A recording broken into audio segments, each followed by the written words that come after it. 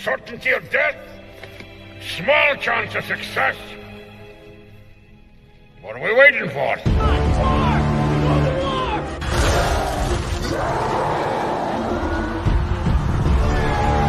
Fellas, I feel this is my lucky day. Brilliant.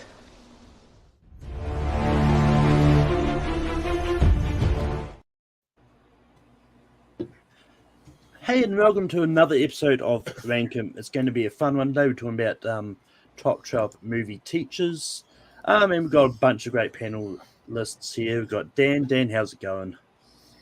Yeah, you know, I've been working in schools and coaching sports, and I've been around teachers a long time in my lifetime, and so I have a lot of my mentors in my personal life are teachers and are coaches and so forth. So when I saw this topic come up, I was like, yeah, there are a lot of good mentor/teacher characters and coaches, but we are discluding coaches in this episode of Rankum, it could. You know, the topic could go all over the place if you included coaches. So that obviously would make a great episode down the line of Rankum. But yeah, I saw this topic and I was like, yeah, I'd be interested in this topic. And I think there's a lot of great teacher/mentor characters I think we could talk about. So I'm really excited for this. Also, you've got Jacob. Jacob, how's it going? It's going well. Thanks for having me. I'm excited to talk about this topic. Also here we've got Chad. Chad, how's it going? Going great. What an interesting topic we have today. Looking forward to talking about some great teachers. Let's do it. And last but not least, we've got Jordan. Jordan, how's it going? It's going good. I didn't know I was interested in this topic, but then Malcolm reached out and did a little research, and I'm like, yeah, like this is actually pretty interesting. And I got one of my favorite teachers on my shirt to represent. I know it's one of your favorite movies, Malcolm, Billy Madison, right? Hell yeah. But anyway, how this works, we're just going to go around and nominate a movie teacher we think belongs on a top 12 list. And as Dan said, like sports coaches are excluded just because like they're not always a teacher, but mentors are. So, but with that being said, Dan, what is your first nomination? First of all, I want to say something about one specific actor. You know, this actor isn't alive anymore, and it's an actor that really had a lot of mentor/mentee type characters in their filmography. And I was like, well, if I'm going to go first, I didn't know if I was going to go first. I'm going to just get the main one off the board early and make it, you know, a no-brainer. And I think everybody here would agree with me. And that's John Keating from Dead Poets Society. I mean, when I was going to do this topic, I was like, well, if I could go first, I would say John Keating, even though I know Robin Williams has got a handful of really great mentor/mentee, teacher, whatever you want to call it, characters in this filmography. But the one I knew everybody would go for, the best one, my captain, or whatever you want to call it. He's just such a great character in that movie, and he really should have probably. And I know Chad has discussed this in Picture This, up like a month ago or something like that, or 1989, and this is kind of one of the overlooked Academy Awards, in my opinion, that he didn't get a Best Actor nomination that year. And I just feel like he should have gotten more love for this movie. It's just such a great character. And I think is if you think about people to look up to in the world, I mean, fictional teacher characters or whatever, this is really a great character. I think a lot of people could look up to and really see somebody that really cares about kids. And this day and age, with the way the world is going, we really need better teachers and better mentors like this. So I'm going to go with John Keating from Dead Poets Society. Just to correct you, Robin Williams did get nominated for Dead Poets Society. Great. Well, all right then. That's my bad. Great. Daniel Day-Lewis for My Left Foot. I know. Okay. Good. Thank you, Malcolm. Appreciate your correction. Always appreciated. Jacob, what do you say about John Keating for Dead Poets Society? Yeah, when I heard this topic, this was the first person that came to mind. I think this is a no-brainer to make the list. I think Robin Williams does such a good job with this character. I think that it's a teacher that really connects with the students, and the students are connecting with him. I mean, he's got them all standing on desks at the end of the movie because like they're just so behind him 100%. And like, yeah, it's just the mark of a good teacher is when people don't want you to leave. Like, I think you did your job. Robin Williams gives such a fantastic performance in this. Um, um, I thought too that he wasn't nominated, so I'm happy to hear that he was.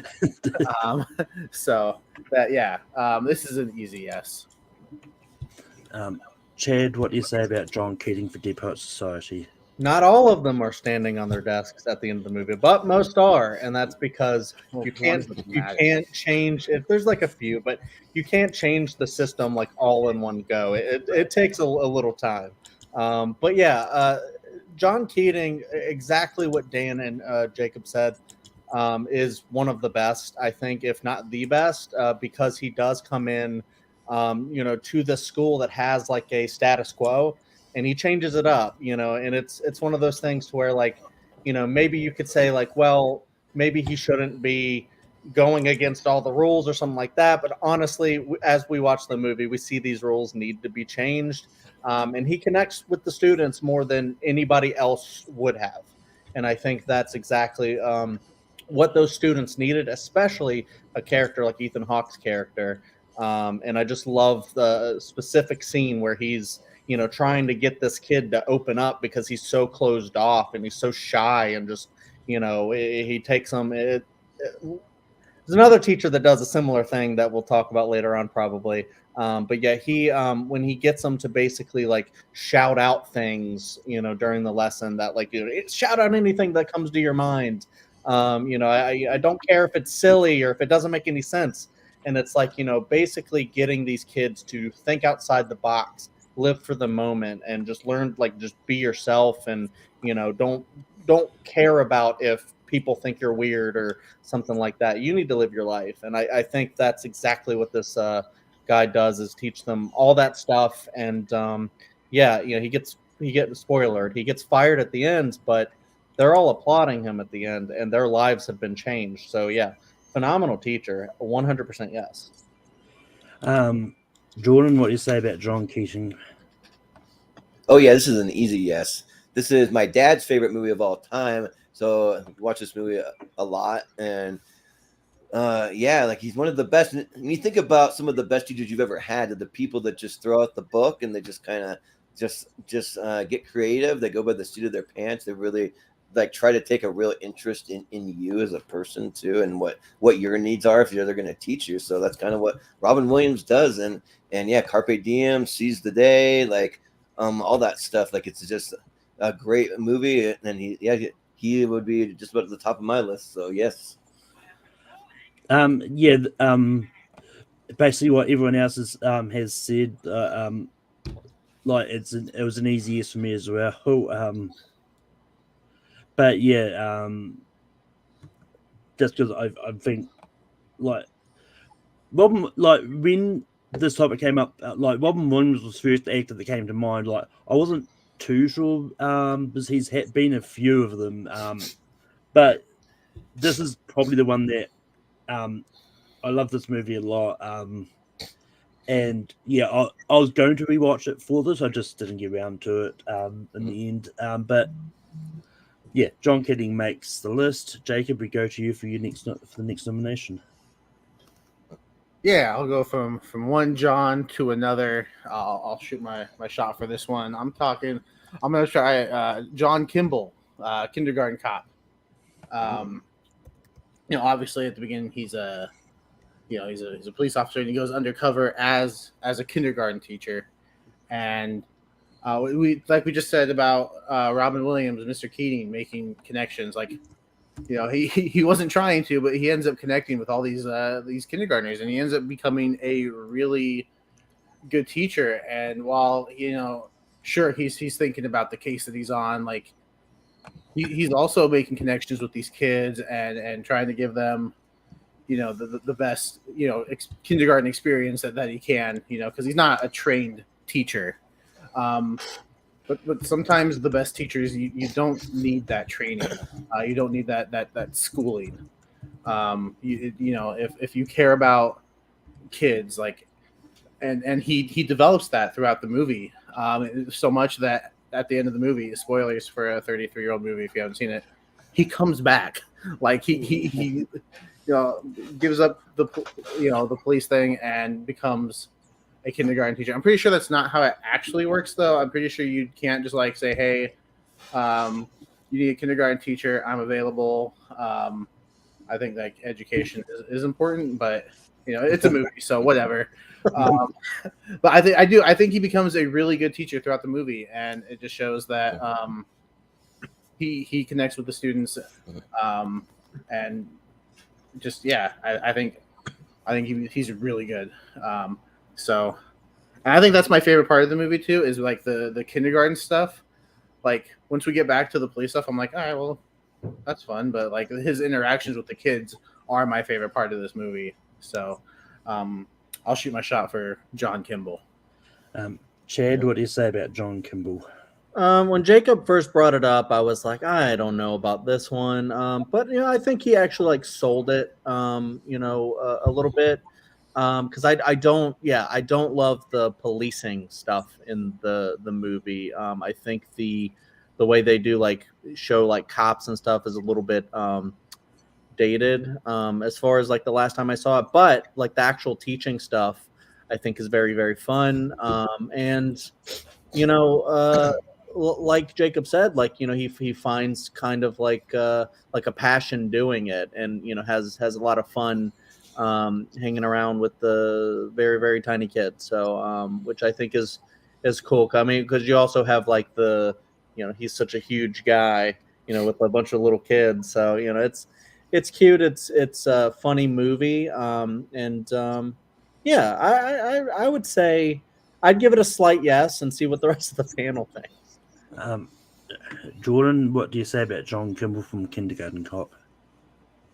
So look, when Arnold Schwarzenegger first comes in, he doesn't want to be there, doesn't want to do it. He just is just doing it for the safety of the little boy, but he's not really that great to begin with. He's kind of pretty bad, honestly. And then over the course of time, he learns how to do it. He learns other things, and he becomes better. But I just don't think that I don't know, if he really added that much to these kids' lives as far as teaching goes, being a teacher, maybe a friend or something like that. But as far as teaching goes, I just don't really see it that much. And maybe if they had less of the police stuff, I mean, I don't mind the police stuff, but if they had less of it, it could be considered a better teacher. But I just don't think so. So I gotta say no. I actually haven't seen Kindergarten Cop. I've seen various clips. I've seen the famous "It's not a tumor" scene many times. But unfortunately, the clips isn't really enough to sell me on him as a teacher. So I'm going to say no as well. Dan, what do you say about John Kimball from Kindergarten Cop? Yeah, I saw this in theaters when I was a young man, and this is when Arnold Schwarzenegger was at the top of his game. He was doing Twins and Kindergarten Cop, and what was the one where he's chasing after the toy? All these Jingle All the Way, all these comedies, and I just didn't like Schwarzenegger in these roles. I liked him in the action roles, and the Predator and the Terminator, and even True Lies was better than a lot of these family comedies that he was doing. And this is one of the ones I definitely wasn't a big fan of growing up. So unfortunately, Jacob, I'm sorry, man. I'm going to have to say no. But I have been to the school in Astoria, Oregon, the high school. That's a cool, but it's a high school. In the movie, it's an elementary, but in real life, it's a high school. But Chad, what is your first nomination? Yeah, I'm actually going to go kind of in the same vein as Jacob, but a little different. I'm going to go with one of my absolute favorite movies and one of my absolute favorite teachers in a movie. I'm going to go with Dewey Finn from School of Rock. This is easily like one of my number one movies of all time. I love. Speaking of like Robin Williams's, chemistry with those kids, I feel like in the same vein as that, you have Jack Black, who just has the best chemistry, I think, with any kids in a movie, and all those kids are freaking delightful too. And he kind of does the same thing where they're all kind of they're not like stuck up little kids, but they've been made to kind of work, like live in this zone, and then he kind of comes in and yeah, he does it for the wrong reasons. He's not there out of like legitimate wanting to be a teacher and stuff like that, but just to get money until he can get his next band thing. But over the course of the movie, he learns to become a really great teacher and just teaches these kids music. So he grows as he helps break them out of their shell. And then he even shows the parents in the movie that they're being too hard on these kids and they're actually harming the kids' ability to express themselves and open up. And, I think some of the teachers that come in, even if it is against the parents' wishes, like in Dead Poet Society, I think it's good when they can actually like open up a new avenue for kids to exist in that they never probably would have if he hadn't have done what he did. And I just think it's just a fun movie just in general, and just really, really funny. And I think he's just one of the most like charismatic, fun teachers of all time. And I love that movie. So yeah, I keep going on, but I won't. Jordan, what do you say about Dewey Finn? Yeah, so this was a pretty easy yes. Like Dewey Finn's near the top of my list. He's awesome. I think Jack Black did an incredible job. I had one of the best dates that I've ever had going to see this movie because we just laughed hysterically the whole time. And yeah, he's the one that teaches someone what a hangover is. Says no, it means I was drunk yesterday. Okay, but like beyond that, he like teaches them how to play instruments. He teaches them how to do lighting. He teaches them how to put on like a full blown concert. So that's cool. And I mean, yeah, he just kind of comes in out of nowhere and wheedles his way into just being these kids' teacher. But I mean, it actually works and it makes for an awesome movie. And I'll say yes.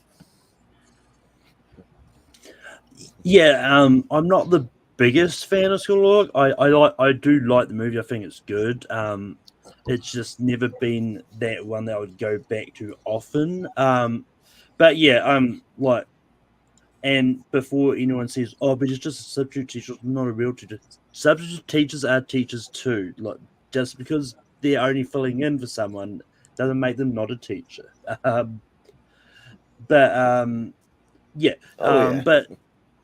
But Dewey Finn is just one of those ones. I think, especially the way he, like, acts with the kids, like, and especially like near the end where like the kids sort of go to get him and to help them sort of go do this. It's just really good. So I'm also going to say yes to Dewey Finn. Dan, what do you say about Dewey Finn from School of Rock? Yeah, this is going to be my next pick if nobody had picked it. I absolutely love School of Rock, and I love Jack Black in this role. Yeah, he wasn't supposed to be the teacher. His roommate wasn't home, so he answers the call. He takes the job. He's really struggling. So instead of teaching him school stuff, he teaches him how to play music and teaches him how to set up a concert and stuff like that. And correct me if I'm wrong, Chad. Isn't there a cameo of Dave Grohl at the end, or no? Maybe in like the big crowd, but I don't remember it. I thought somebody replaced somebody playing drums, but I could be wrong. I could be completely wrong on that. I don't know why I think Dave Maybe Grohl, you're thinking of the Muppets. is that what it was? Okay. Yeah. I knew Dave Grohl was in something playing the drums or something. But yeah, whatever. I love this movie. I love the music that they're playing. It's like the rock and roll was my jam. So when they were starting to play, he was teaching them how to play all these rock songs that I grew up listening to. I was like, oh, this is my jam big time. So this is a big yes for me. And that one song should have got like a Best Original Song nomination, I think. Oh, that's right. The original song they came up with. Yeah. But Jacob, what do you say about Dewey Finn?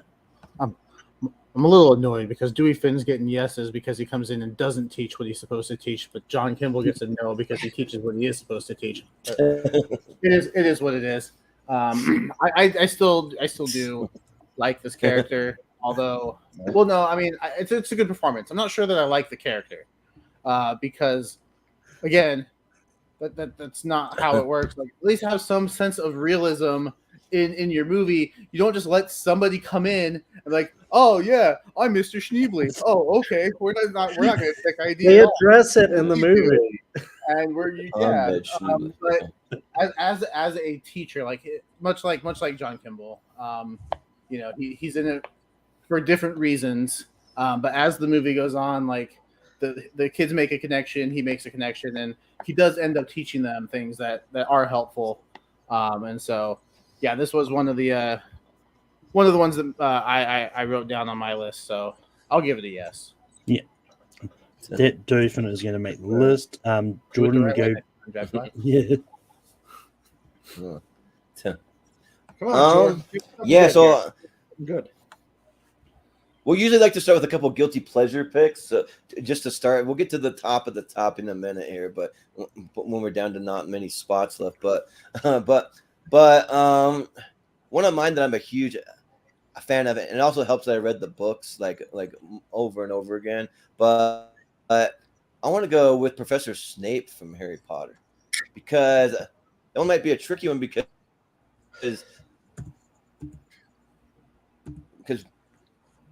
come on, spit it out, Jordan, spit it out. He's glitching. Yeah. Okay. Yeah. Okay, I think I'm back. Okay, cool. I don't know what's going on. I'm not doing anything on my computer. It's just I'm just sitting here. But anyways, yeah. So he's yeah. So there's a lot of people that aren't as familiar with the books. They watch the movies. They're like, what is this a-hole? Like this guy's being like a total dick to Harry. Then throughout all these movies, like he's just mean to, he's rude. He's kind of cohorting around with some shady people, Voldemort, and yeah, it's you're not sure what to think about it, but then when you have that turn, sorry, and like spoiler, I mean I think everyone's seen it by now, but when you have that turn, and you find out what he was sent there to do, and like how much he actually cares for Harry and for his parents, mostly his mom, but and like he's sent there to protect him, and like he's willing to give his life for him, and like just lays it all on the line. I mean, I think that's a great teacher. It's a great mentor, even though like he was kind of giving it to Harry, just making his life a living hell, basically. But every chance that he could, like I just think that when you find out what he was doing, it all makes sense, and you kind of put two and two together. And you're like, oh, that's why he did all this stuff, and like just makes like everything surrounding him just means so much more. I think so. Yeah, I think that Severus Snape. That's my pick. Yeah. Which movie are you picking Severus Snape from? I mean, I would probably. If we had to pick a movie, I'd probably pick Deathly Harlow, whichever one that he dies in. One, I think, is that it? One, 6. The last movie. I mean, it doesn't have to be. I don't think, but if I had to pick one to represent, I'd do that. But yeah. I mean, it doesn't have to be a specific movie. Like just because, but the last one. But yeah, like those that know me know I'm a big Harry Potter fan. When it comes to like the professors, though, was a tricky one because, like, for me, there's at least two which I think are worth bringing up that do a lot. Professor Snape was one of them, and yeah, like I personally would have gone. I would have gone the first one myself, just because it's the one you do see him like doing the teaching in. Like you don't like. You also see it in a few other ones too, but yeah, it's just like his demeanor as a teacher and all that. Just it's just one of those great moments, and yeah, like Alan Rickman was gone too soon, and yeah, but I'll give the yes to Snape. yeah. Dan, what are your thoughts about Snape? Look, we always forget about teachers, that sometimes teachers come across the wrong way, but what they're trying to do is teach something that necessarily may not be the way you would think that they should teach things. Parents might not agree in this whole politically correct, oh, the teachers are doing this wrong, or the teacher said this, or whatever, you know. And this is the fictional world of Harry Potter, and Severus Snape came across as kind of a jerk at the beginning, and he was doing things, you know, to make Harry's and Ron and Hermione's lives not that easy at first. But we all know when we found out who the Half-Blood Prince was and some of the things he did to actually help Harry and Harry's mother down the line, he has a redemption story in the books and in the movies. You know, that's one of the few good parts about the Half-Blood Prince. They get right. You know, that movie, they kind of ripped it to shreds, that book to shreds. But I mean, when Jordan said Severus Snape, I was like pumping my fist, because I would have mentioned him eventually myself, because I think it's one of the best teachers in movie history, whether it's a fictional teacher or a real teacher, and if it's kind of a teacher that doesn't necessarily do things the way you would think a teacher should do things. And you know, I guess I shouldn't mention J.K. Rowling, but she modeled this character after an ex-husband of hers or an ex-boyfriend of hers, and she really loved this person a lot. She wanted to give this person a really redemptive story. So I know a lot of people, oh, don't mention J.K. Rowling, but I just did. So yeah, yes for me for Severus Snape. Jacob, what do you say about Professor Snape? Yeah, I knew Harry Potter would get brought up, but Snape wasn't the professor I had in mind. I actually, like, sure, he might know his stuff, but I don't think he's actually that great of a teacher. I think the way he treats some of his students, the favoritism he shows. Sure, he's the, you know, Slytherin, but you know, the clear bias, the way he kind of, you know, smacks around Harry sometimes and Ron, and the way he's physical with them. I'm sure maybe that's the way it is back in London. I'm not sure, and this was, you know, in the 1900s, late 1900s, sure. But I don't know. I never really. I think the character is good. I think he gives a great performance. But as far as like the teacher aspect, I just don't think he's a good teacher. So I would have said no. I mean, if we were just talking characters, I'd say yes. But as far as the teacher, no. Remember the stuff though, Jacob, that he teaches them in the first movie that comes back to help him like 2-3 movies down the line. Remember that stuff. Anyway, Chad, what do you say about Professor Snape? Yeah, this is definitely a complicated one. I'm more on Jacob's wavelength here. Look, Severus Snape is one of my favorite characters in all of Harry Potter. But he's one of my favorite characters. He's one of my favorite like people because of what happens with his like redemptive arc and stuff like that. But that's all about like how he is as like a person. I feel like he's still throughout his entire term, or Harry's entire term at least, at Hogwarts, from what we've seen in the movies specifically. He wasn't that great as like a teacher that like inspires people and does treat everybody equally, or, you know, a lot of these other like teachers that we've already put on the list. Yeah, he's brilliant at potions. He does teach them things. He doesn't just sit there and not teach or anything like that. But the way he treats some of the kids, you know, people would, you know, say is kind of like is like borderline abuse in a way. But I love the character. I would not have brought him up as like best teacher, because there is one other one I would have from Harry Potter. I don't know if they'll be brought up or, you know, make it on if Severus is already on there. But that being said, I do also think it would be hilarious to have Severus Snape on there and to see people flip out. So I'm excited to see this goes. I love him as a character. And Alan Rickman, like you said, gone too soon. Holy shit, is he so good in those movies, and especially the movie that Jordan picked, Deathly Hallows Part 2. He's the best. Yeah. Um, Well, sometimes some of the best teachers are the hardest on their students, and it just works. Sometimes they gotta be. So, you know. I mean, it's only going to be Draco Malfoy and the Slytherin teams that will be standing on the desk going, "Oh, Captain, my Captain," for Severus Snape. Yeah, right. No, definitely not. Harry learned what Severus Snape did for him in his parents. But only Harry, not the other people that Snape was a dick to. But yeah, maybe he told them. I don't know. Well, I mean, it's one of those ones like Snape did everything to help Harry, but it's like there's no excuse for Snape being a dick to Neville. So, not really. Snape was Neville's boggart. Never forget. Neville did deserve that. Yeah. But anyway, moving on. We started with movie teacher that was nominated for an Oscar. I'm going to move on to that probably should have been nominated for an Oscar.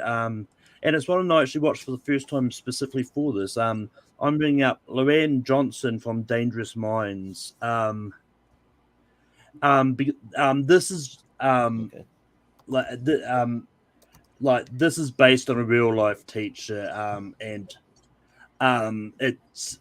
she goes to this school which is like has a lot of like black people and all that. Inner city school. Yeah, inner city school, and like and she goes to try and teach them, but the kids just don't want to be taught by someone who's white bread, as they would call her, and all that. But she somehow manages to turn them around, and it's just one of those movies that is just really good. Like, especially at the end where some of those kids learn that she's not going to be staying. She was only there for a year to teach them, and when you see those kids don't want her to go and all that, and it's just really inspiring. And she managed to get through to them by teaching them stuff they probably shouldn't. She probably shouldn't have been teaching.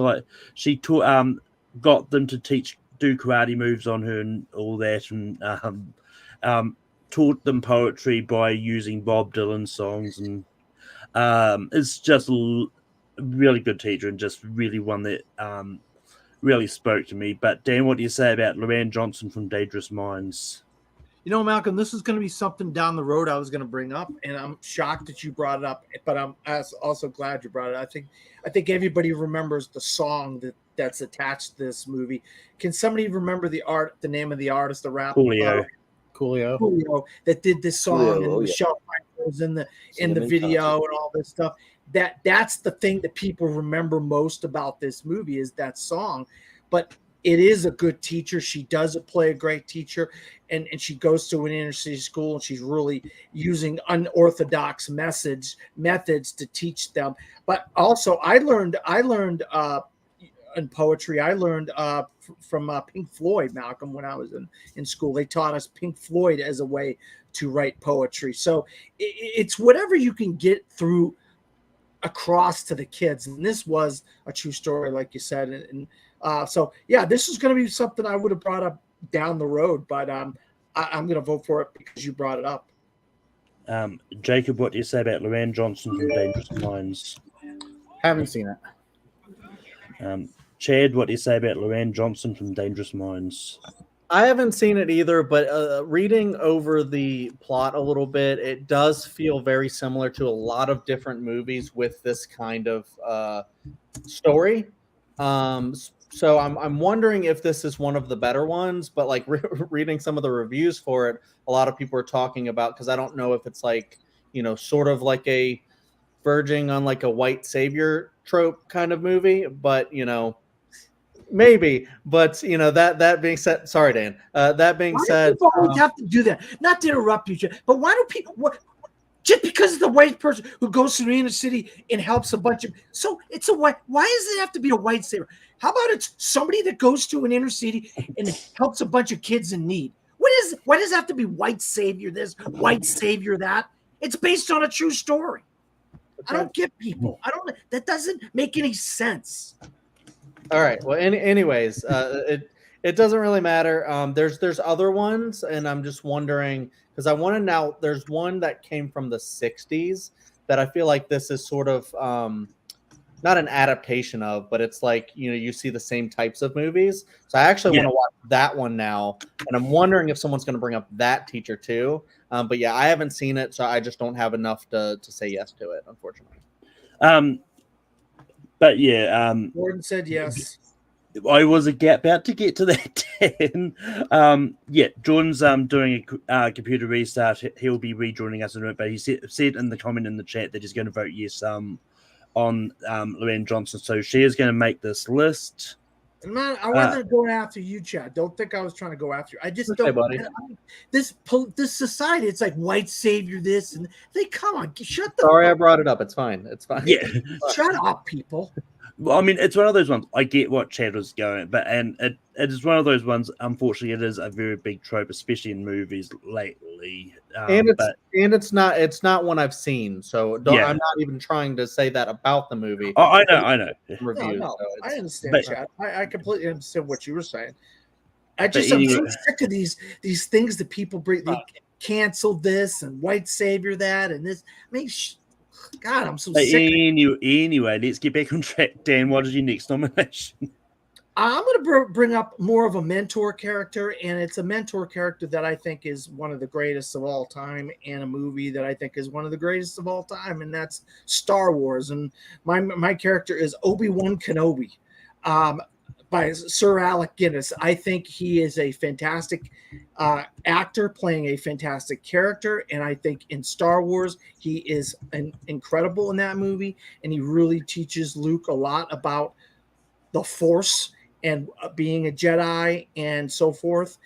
And I think Sir Alec Guinness is fantastic as the character, and I think Star Wars is great. And Luke, Mark Hamill is better off for having him there.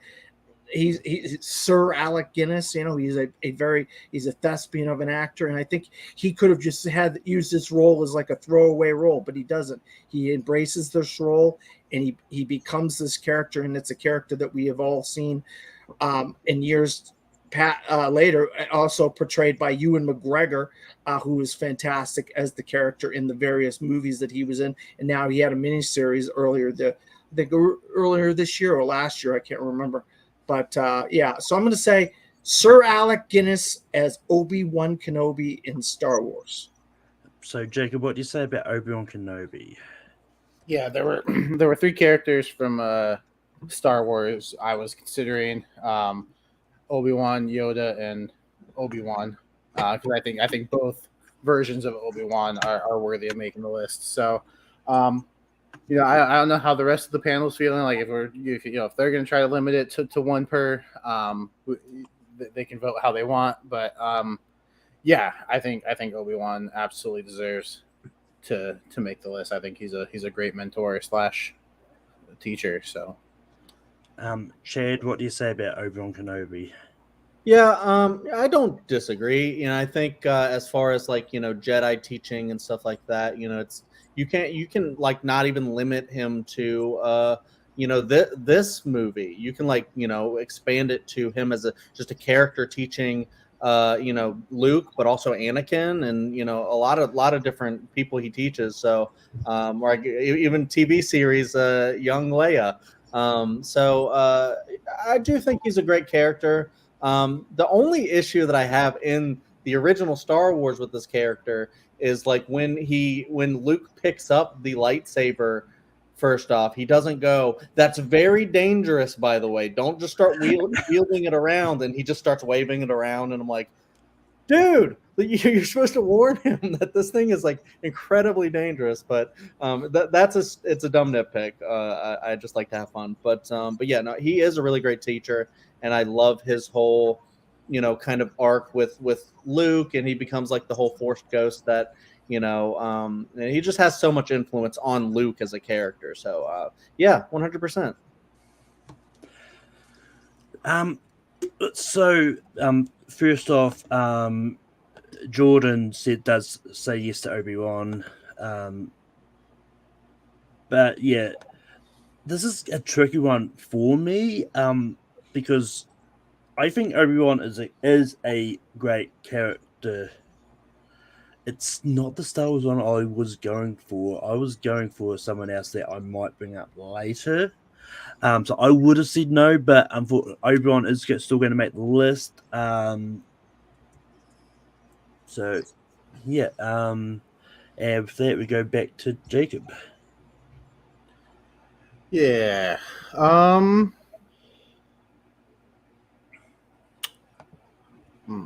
thinking. All right, I'll go with this one. I'm gonna go with Splinter from Teenage Mutant Ninja Turtles. I think, sure, he's their dad, but he's a rat. And they're turtles, so they just live together.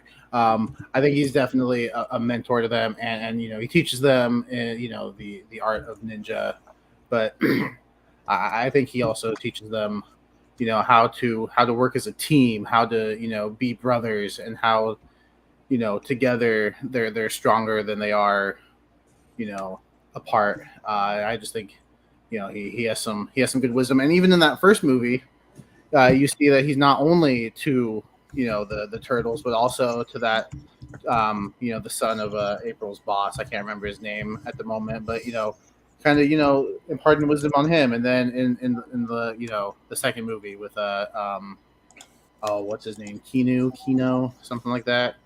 Kind of helping him as well. So I'm gonna shoot my shot for Splinter and hope it works better than John Kimball. Chad, what do you say about Splinter from Teenage Mutant Ninja Turtles? I don't know too much about Splinter. I'm not like a huge Turtles fan, but that for the first '90s movie is fun, and I do think he does make a good kung fu master in the movie. So there are, I think, other kind of kung fu karate masters that I would rather see on the list, but I don't think that Splinter would be a bad representation of that kind of teaching either. So and it's a fun pick, like a giant rat on the list. Why not? Yeah, sure. Heck, I'll say yeah. Jordan, I think I know where you're going with this. What do you say about Splinter?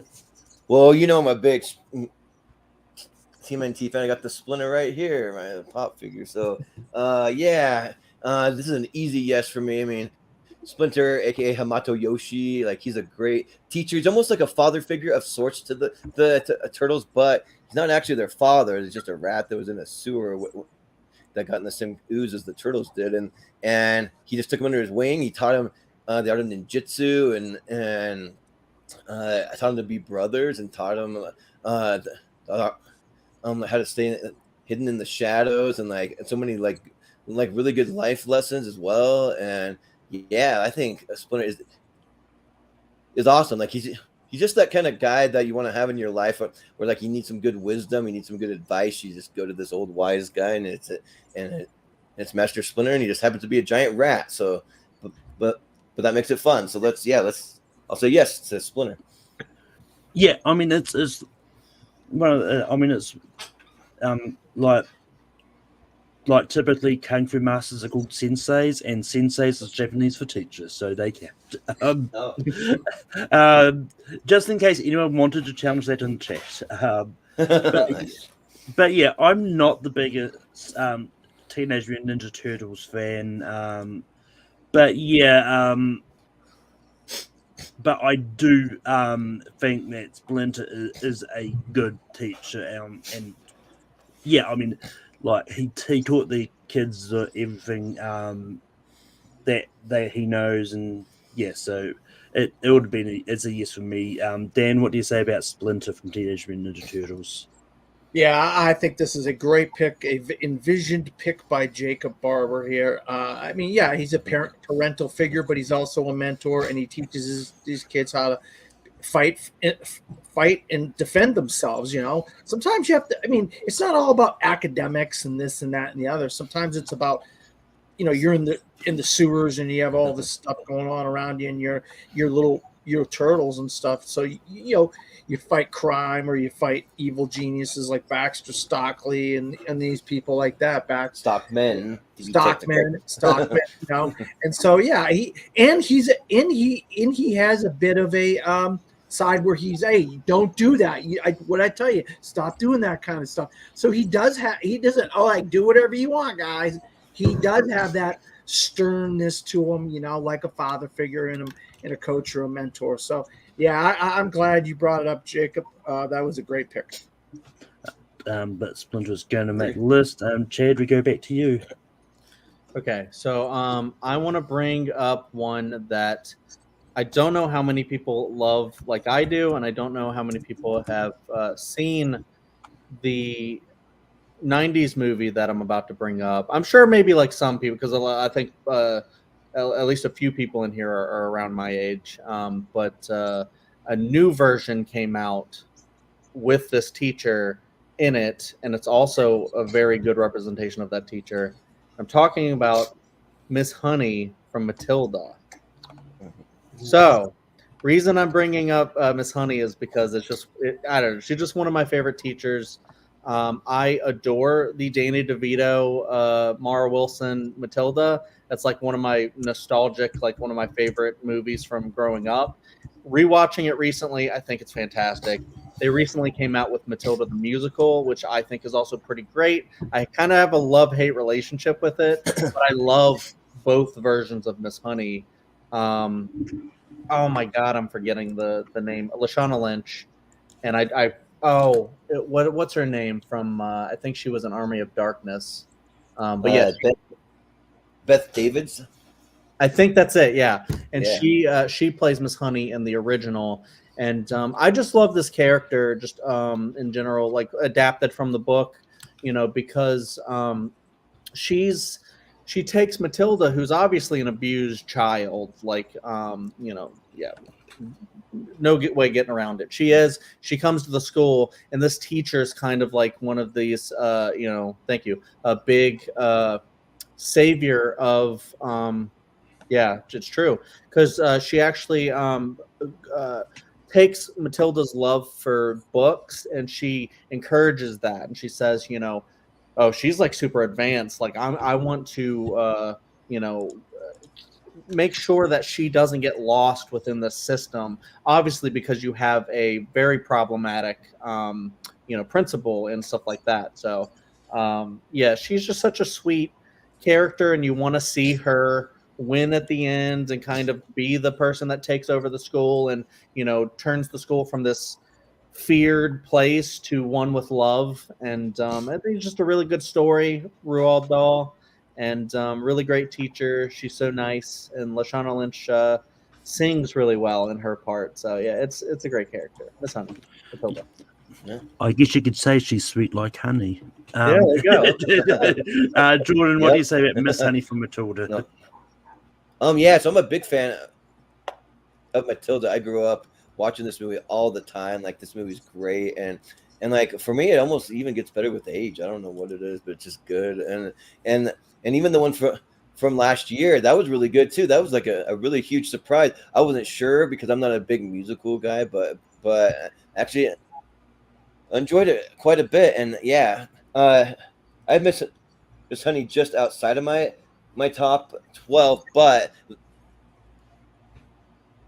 it's in the territory where I wasn't going to bring it up personally, but if someone else were to bring it up, I would say yes, because I think this is a great character, and I think that she's kind of like a mother figure almost to Matilda. Like, near the end of the movie, doesn't she like adopt her? She adopts her, yeah. Yep. Yeah. So I think that's pretty cool. So yeah, I'll say yes. Yeah, I love Matilda. I think it's another one of a movie that I grew up a lot like doesn't matter. Like both versions, I think are really good. Like I personally still lean towards Embeth Davis's version from Same. the '90s movie. But Yeah. I mean, Lashana Lynch's version is creeping me up on me. I need to rewatch Matilda the musical. Actually, I haven't seen it since last year. But yeah, it's an easy yes for me for Miss Honey. Like just for everything Chad said. Dan, what do you say about Miss Honey from Matilda? Well, I'm not going to take very long here. Ironically enough, I have missed both versions of this movie, so I have not seen either one of these. So I can't vote yes or no, so I abstain. And Jacob, what do you say about Miss Honey from Matilda? So I rewatched the '90s not too long ago actually, and I don't know if I was just in a bad mood at the time or something, because I didn't like it as much as I remembered liking it. So, but I loved the musical. I thought the musical was great.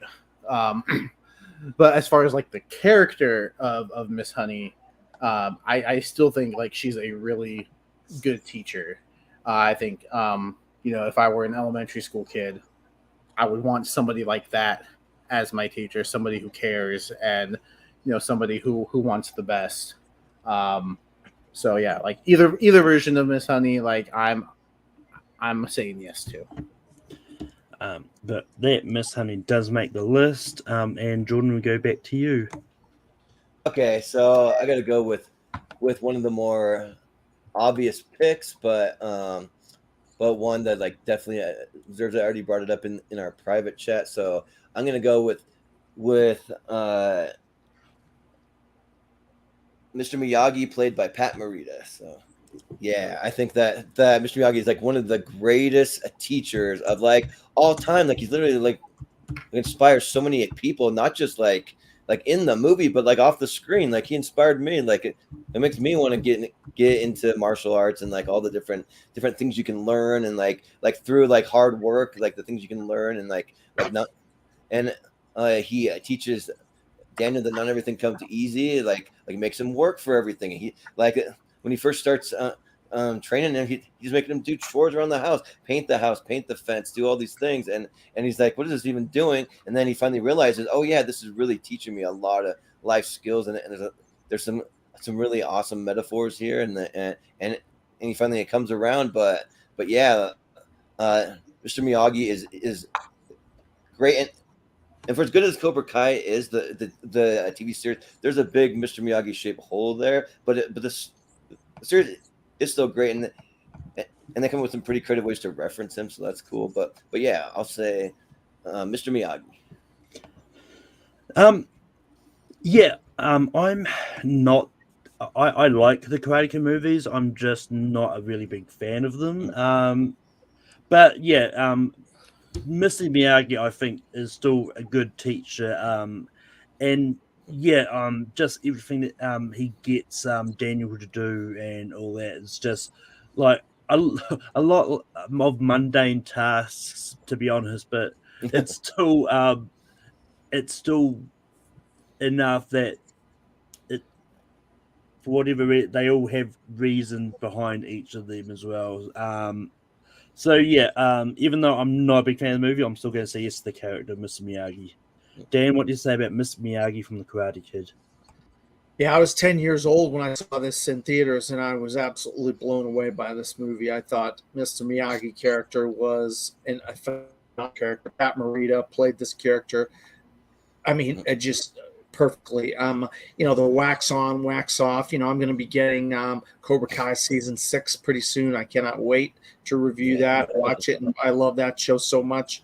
And you could see the Daniel and the Johnny Lawrence characters from the Karate Kid, and see how the progression is in Cobra Kai, and it's very interesting, And but yeah, Pat Morita, I mean, phenomenal. I mean, Malcolm, look this up. Did he get his Best Supporting Actor nomination for that? I can't remember if he did or if he didn't, but he deserved it if he did. But I definitely vote yes for Mr. Miyagi. I don't know if he did.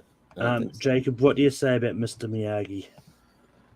Yeah, it's been a while since I've seen the Karate Kid. I need to go back and revisit it. But again, when making the list, like Mr. Keating was first, and then it's like Mr. Miyagi is like the next one you think of, for good reason. Because yeah, it's not only the karate stuff, but also life stuff. And I think he just connects with Daniel, and he's just a really good teacher. So yeah, absolutely. And yes, he was nominated for the Karate Kid. Yeah, that's what I thought. Best supporting actor. Oh, Um, he was actually. Oh, cool. but Chad, what do you say about Mr. Miyagi? But he lost to somebody from the Killing Fields, which I haven't seen. That being said, real name Noriyuki Pat Morita. Pat's the nickname.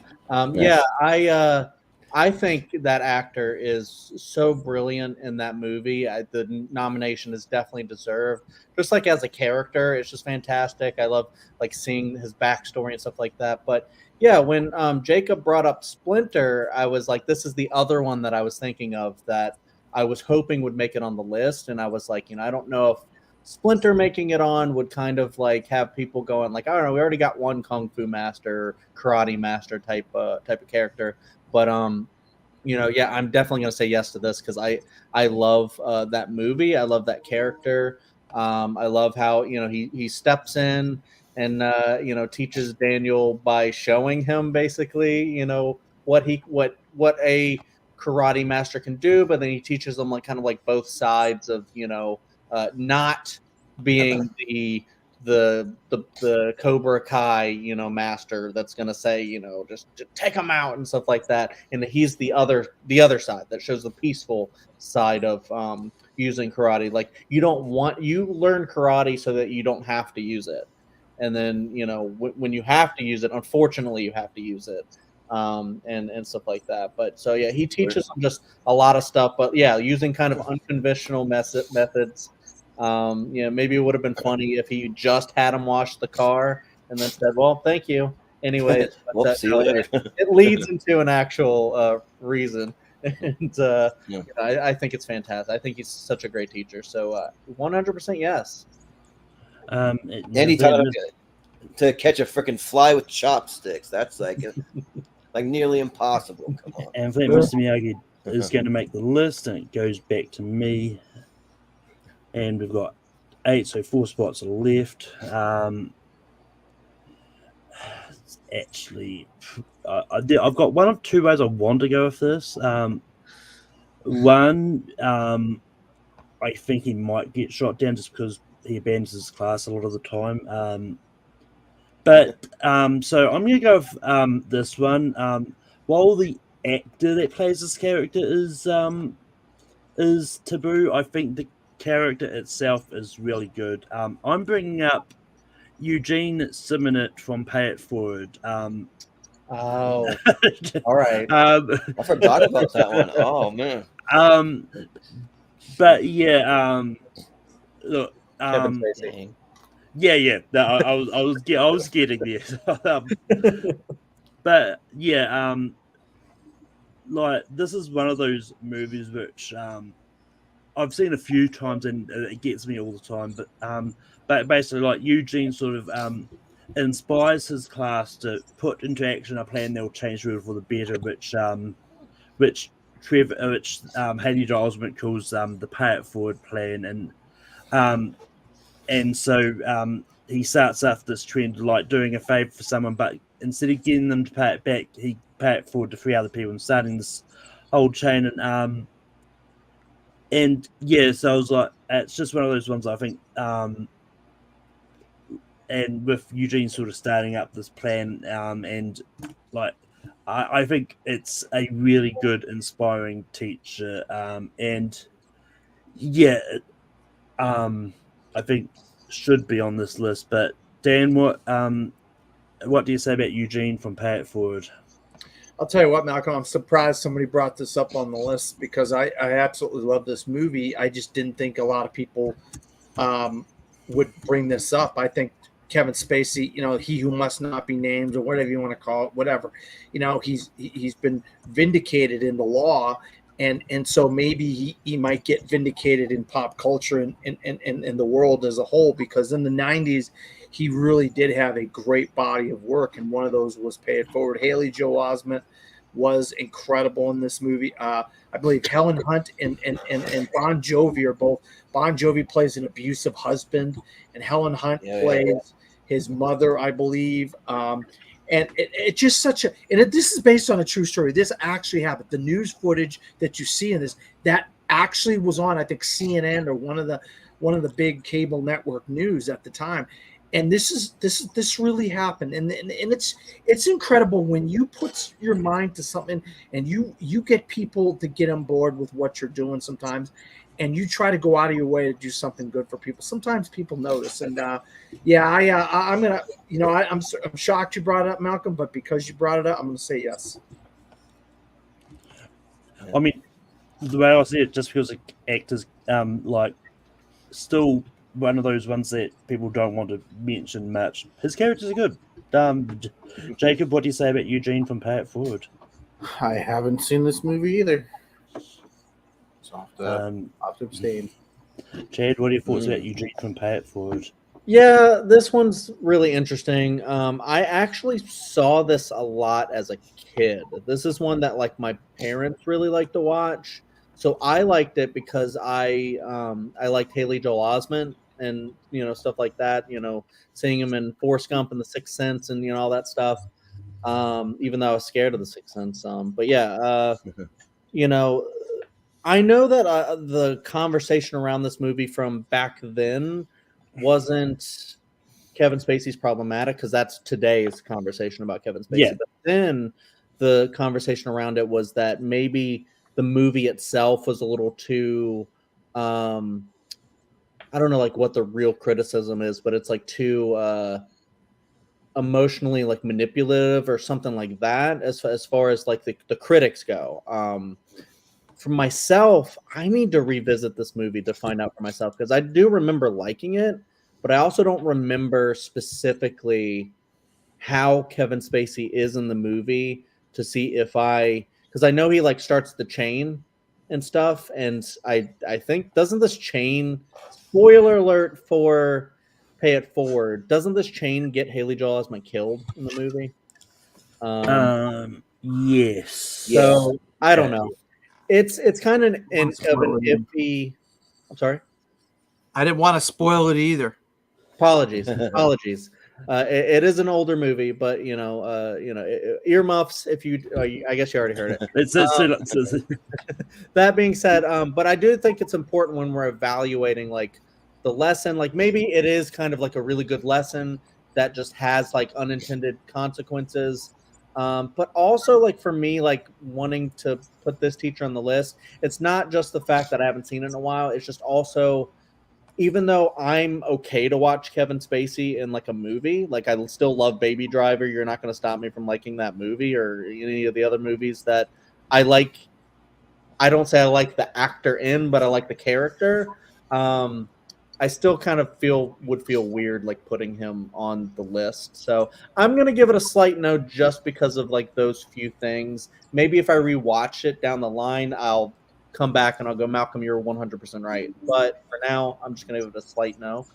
And Jordan, what do you say about Eugene from Pay It Forward? Yeah, like I totally forgot about this one. Like I think this one's a great addition to the list. And yeah, I remember going to see this movie in theaters with my grandparents, and I remember just the big impact that it had. And like that, the whole Pay It Forward thing that the teacher kind of portrays in the movie, like that's become a national holiday here in the United States. I don't know if it's worldwide, but I know that at least here, it's on April 28th. And one of the coolest thing is April 28th is my dad's birthday, and where he works at his office, his boss gives everyone, I think it's like $20 just to go out and pay it forward to someone in the community. Just go pay for someone's fast food, or just go pay for their like part of their gas or like something like that, So just to do something nice and like my dad's really taken to that because it's on his birthday. So he's like, that's my day, so I got to do it, So yeah, and I think that Kevin Spacey gives a great performance. Remember, he just played the guy that had like some burns on his face or something like that. That's right. That's right. Yeah, and but yeah, I think that he has a really huge impact on the lives of his his students, but then also on Haley Joel Osment's character specifically because then they able to get interviewed. That Jay Moore is the guy that's like interviewing him, and he from being on the news that kind of helps him to like pay it forward even more, and then it starts a whole chain of events. He brings home a homeless guy that's played by Jim Caviezel, like a bunch of different things. So yeah, like I think that it's a I'll say yes. Yeah, yes to. Did you say April 28th? Yeah, April 28th. That's my son's birthday, so there you go. Oh, nice, awesome. Let's pay it forward. Then. And Dan, you also suggest right? Yeah, I did. Yeah, oh, yeah. So Eugene is going to make the list. Sorry about that. I hit the wrong button. I was reading something in a different chat, and I freaking hit. It's all good. It happens. But Leo does bring up an interesting fact. Like in the book, the character was African American and was offered to Denzel Washington, who turned it down to be in Remember the Titans. Oh, so there was a world where Denzel Washington wouldn't have been in Remember the Titans. Interesting. Oh wow. Which is not eligible for this list. Not a world I want to live in, Malcolm. I don't. No. I mean, people. If it wasn't Denzel, people definitely wouldn't remember the Titans. Yeah, right. But anyway, Dan, we go back to you for your next nomination. Yeah, I want to do. I think people forget that teachers come in all shapes and sizes, and sometimes they're a principal. And in another movie that we know the song, but we forget about the movie being a great movie, and that's Lean on Me. And Morgan Freeman plays a principal of a school where their test scores are so bad that they're the worst school in their area in New Jersey. But before he has to get the kids to start getting better at their tests and stuff, he has to kind of get the bad element out of the school. And so he takes it upon himself to start getting drug dealers, drug addicts, gangs and stuff out of their New Jersey school. And this is once again based on a true story. And I think Morgan Freeman is phenomenal. I mean, phenomenal in Lean on Me. We all know the song from Bill Withers, Lean on Me. But the movie is incredible. It's directed by John C. Avildsen, which he's directed a few sports movies you might recognize under his belt. One of them is Rocky. And The Karate Kid. So this guy, he is great at directing inspirational movies about inspirational characters. So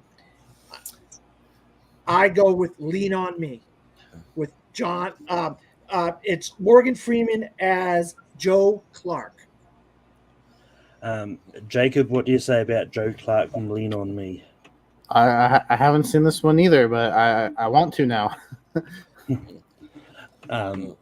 Chad, what do you say about Joe Clark? Yeah, unfortunately, I was going to say exactly what Jacob just said. Jordan, have you seen Lean on Me? No. So unfortunately, Sorry, what those guys said. Yeah, I also haven't seen Lean on Me. Are you guys incredible? I mean, you guys are incredible. Yeah, sorry. You guys are freaking incredible. I cannot believe this. Oh no! Look, I looked up lists of teachers. This one definitely came up. I just couldn't find the movie anywhere to watch. And it's on Max here in the United States. If you guys decide, hey, after this, let's go watch it. Nice. But Malcolm, it came out the same year as Dead Poet Society, so I'm sure I know why everybody forgot it. But anyway, Jacob, what is the next teacher you're going to bring up? Well, I'll kind of piggyback off that because the teacher I want to bring up also came into a classroom where test scores were low, and he really inspired them and built them up and taught them so well that they were, you could call them geniuses afterwards. I don't know. It's Jamie Escalante from Stand and Deliver. I think he is an incredible teacher. I kind of forgot about this movie until this topic came up, but I remember we watched this in math class like almost every year in high school. That works. And so yeah, it's like I want to go back and rewatch it now because I do remember him being, such a good teacher and connecting with these students who, appear to like they have no reason to do what they're doing, but he inspires them and he teaches them so well. Like he even gets them to give up their summer, to try to get these test scores up, and he does such a good job with them, connecting with them. I think he's just an incredible teacher. The movie's really good. So Jamie Escalante, played by Edward James Almost. Yeah. Chad, what do you say about Stand and Deliver? Yeah, this is another one I haven't seen, but I do really like Edward James Olmos from like Battlestar Galactica and stuff like that. So I do want to watch more of his movies. So I really actually want to check this one out. I've heard that it's really good and he's really good in it. And so and Jacob is professing that he is really good in the movie. So I kind of want to give it like a blind slight yes, if Malcolm will allow that. I mean, it's up to you if you want to. It's up to you. It's on Tubi here. If you guys got Tubi, it's on Tubi. Yeah. Jordan, what do you say about Stand and Deliver? I haven't seen it, but I've seen clips from it, and it's one that I really want to see, but I just haven't gotten around to it. But yeah, I know it's the William Adama from Battlestar Galactica. So, but I'll probably have to give it a slight no. I almost want to just say yes from the clips I've seen, but I probably can't. It's hard.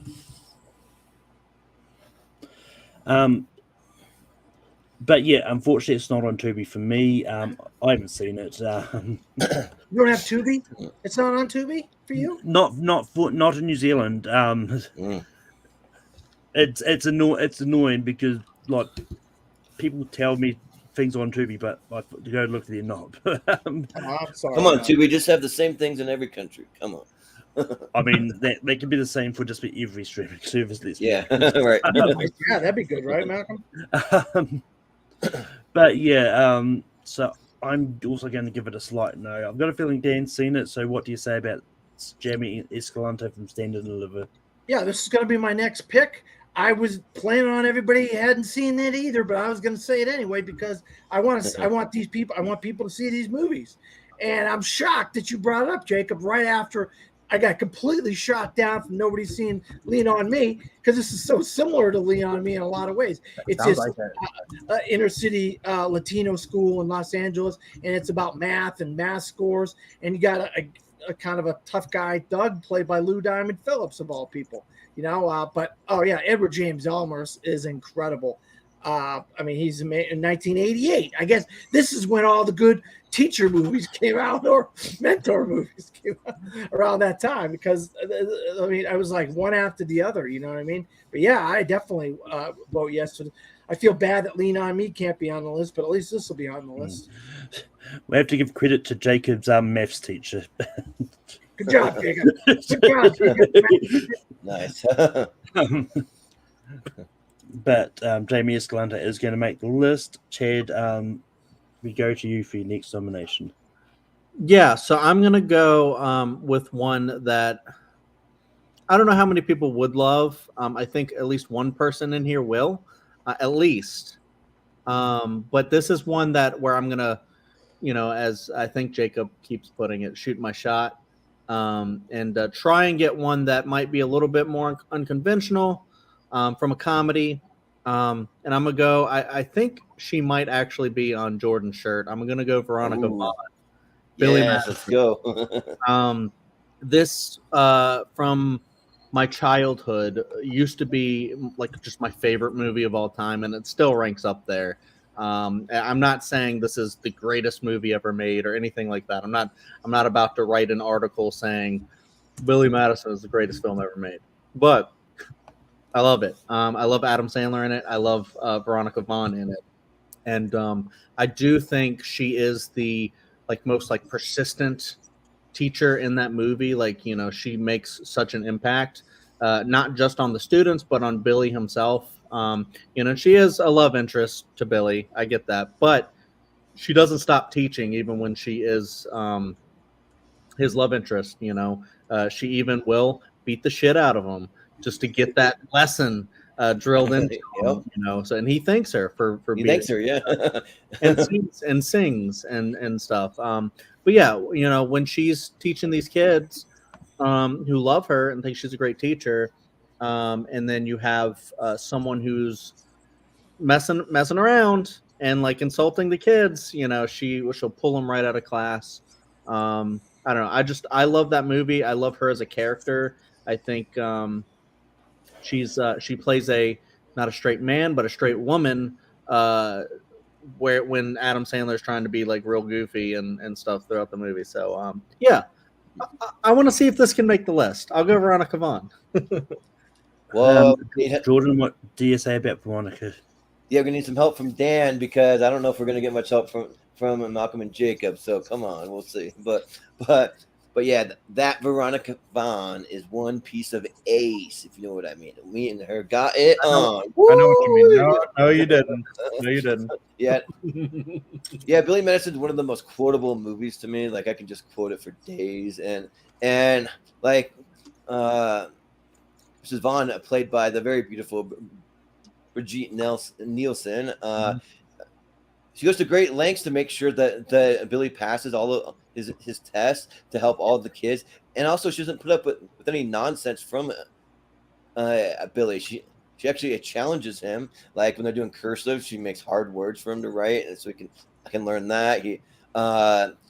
When he's mouthing off to the kids or making fun of him, he grabs him by the ear. Hey, lady, you're tearing my ear off, or whatever. Just drags him out, and he's I've been physically abusing the ear, but and then she even willing to go to his house after hours. I know there's a love interest, but I mean, she's still teaching him, even though she's taking her shirt off and all that. So yeah, and she cares about the well-being of her students outside of the classroom. I mean, not just for him, it's for the other kids too. And so yeah, I will say yes for Mrs. Vaughn. Look, contrary to popular belief, I don't hate Billy Madison. I think it's just fine. Sure, it's not as good as everyone makes it out to be. And honestly, I was going to rewatch this for this, but it's recently been taken off Netflix, so I couldn't. Sad. But yeah, I think Billy Madison's fine. Veronica's fine. I'm still going to say no to the teacher though, just because I'm not a fan of that teacher. Sure. Dan, well, she's certainly better than the other teacher, Mrs. Libby. Dan, what do you say about Veronica from Billy Madison? Yeah, I'll be honest with you, and I'm sorry, guys. I am not a big Adam Sandler fan. His earlier stuff is better than his later stuff. The stuff back in the '90s, the Billy Madison, the Water Boy, the Wedding Singer. His '90s stuff is better than his stuff that he's been releasing lately. I mean, but I'm just not the biggest fan, and I just don't see a teacher that's a piece of ass and this and that and the other and all this you guys are saying is like a hot teacher. I kind of want to. I haven't ever had any hot teachers in my day when I was in school, so I prefer teachers that helped me and did things that help provide my life going forward and so forth. And so yeah, I'm gonna have to say no for this. I'm sorry, guys. Hot teachers matter too, Dan. Yeah. Jacob, what do you say about Veronica from Billy Madison? No. Go to hell, Jacob. I can't stand this movie. I do not like this one at all. And teachers shouldn't be fraternizing with students like that. I don't care if he's thank you legal age. Wait till he's done. And then it's okay. But that Veronica doesn't make the list. Jordan, we go to you. So I'm gonna go with another like mentor of sorts, and that's like maybe not necessarily in a classroom, but it's definitely a great mentor. I'm gonna go with Mickey from Rocky. So played by Burgess Meredith. One second. Yeah. I was told we can't have coach / sports people. Well, so that's that's why I would have brought him up first. I would have brought like martial arts. It's kind of a martial arts, sort of boxing. I don't know. Boxing, fighting. So unfortunately, I am going to say Mickey's more of a sports coach than a mentor. Okay, sure. Jordan. Because I wasn't sure if there was like some other coaches in his life you could count the other people, but yeah. No, that's fine. I can bring up another one. Yeah, that's exactly what I was going to say. Because when the coaches one happens, he's going to be top 3. Yeah, right. Yeah, but then let's go with let's go with one that was definitely not a nice teacher, and definitely like almost like a villain, but like really taught it a really great lesson. I'm gonna go with Terrence Fletcher from Whiplash. So because even though he was so hard on now I'm spacing the actor's Miles name. Teller. Miles Teller's character, like he really just like made him want to strive to be better, and it's like those hard-nosed coaches that just really come down on you, and they're just like screaming at you and swearing at you and like making you do laps without having any water and all that stuff. And like this is like a similar thing where like they're making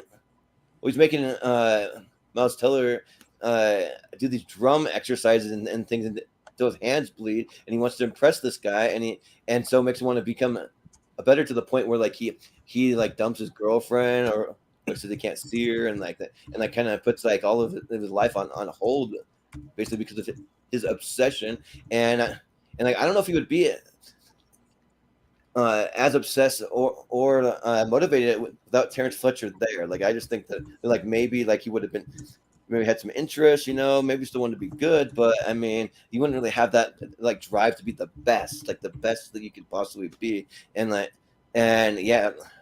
just think that like even though like he did it in a really harsh, like just like raw, just kind of just mean way, but like it really from Miles Teller's character, I think that it actually worked, and like he became much better for it. So I'm gonna throw like a little twist and like maybe like a villainous type of teacher and see what you guys think. So, I'm not gonna lie, I completely forgot about Whiplash when I was making my list. But yeah, he's definitely a teacher, and this is like J.K. Simmons is really good at playing a character who's a dick, yeah, especially to superheroes by the name of Spider-Man. Right.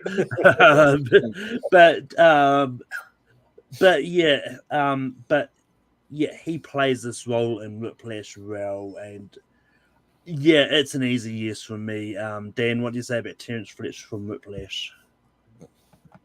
Yeah, I mean he's incredible in the role as this overbearing music teacher, this jazz band teacher, but I don't see him as a mentor. I don't see him getting something out of somebody in a good way. I think he got what he got out of not in a good what's way. his name? But he gets it out of him. He abused him, and he treated him like shit, and he was really nasty to him, and that propelled him to learn how to play brass drums better because he was sick of being abused and treated bad. Yes.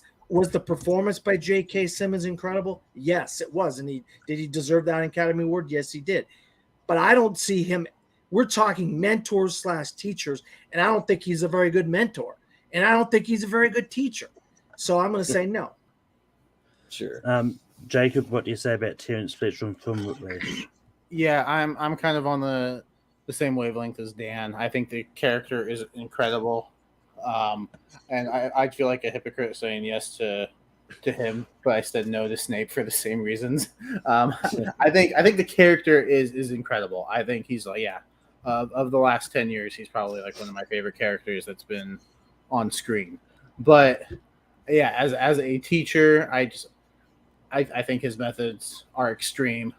And for me, a teacher is somebody who wants the best for his students no matter what. And even at the end of the movie, he learns that Miles Teller testified against him, and so what does he do? They start playing a song that he doesn't even know just to embarrass him in front of a bunch of people. Like, that to me is not a good teacher. So again, it's one of those where the character is incredible, and if we were talking just like characters, absolutely, but like specifically teachers, I have to say no. Chad, what do you say about Terrence Fletcher? Yeah, I'm actually going to mirror the same sentiment, as Dan and Jacob. I respect the argument that Jordan was making about unconventional teacher, kind of different kind of practices, but the results are there. I get that, and that totally makes sense. And we've actually seen a lot of examples, even in real life. Look at like Michael Jackson and his dad of beating something into someone into becoming a star, but then like look what happened to him after that, kind of a deal.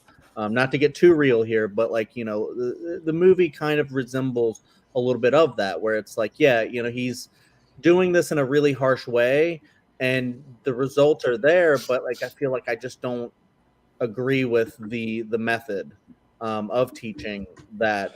Whereas, I agree. He is one of the best characters, one of the best movies. I love that movie.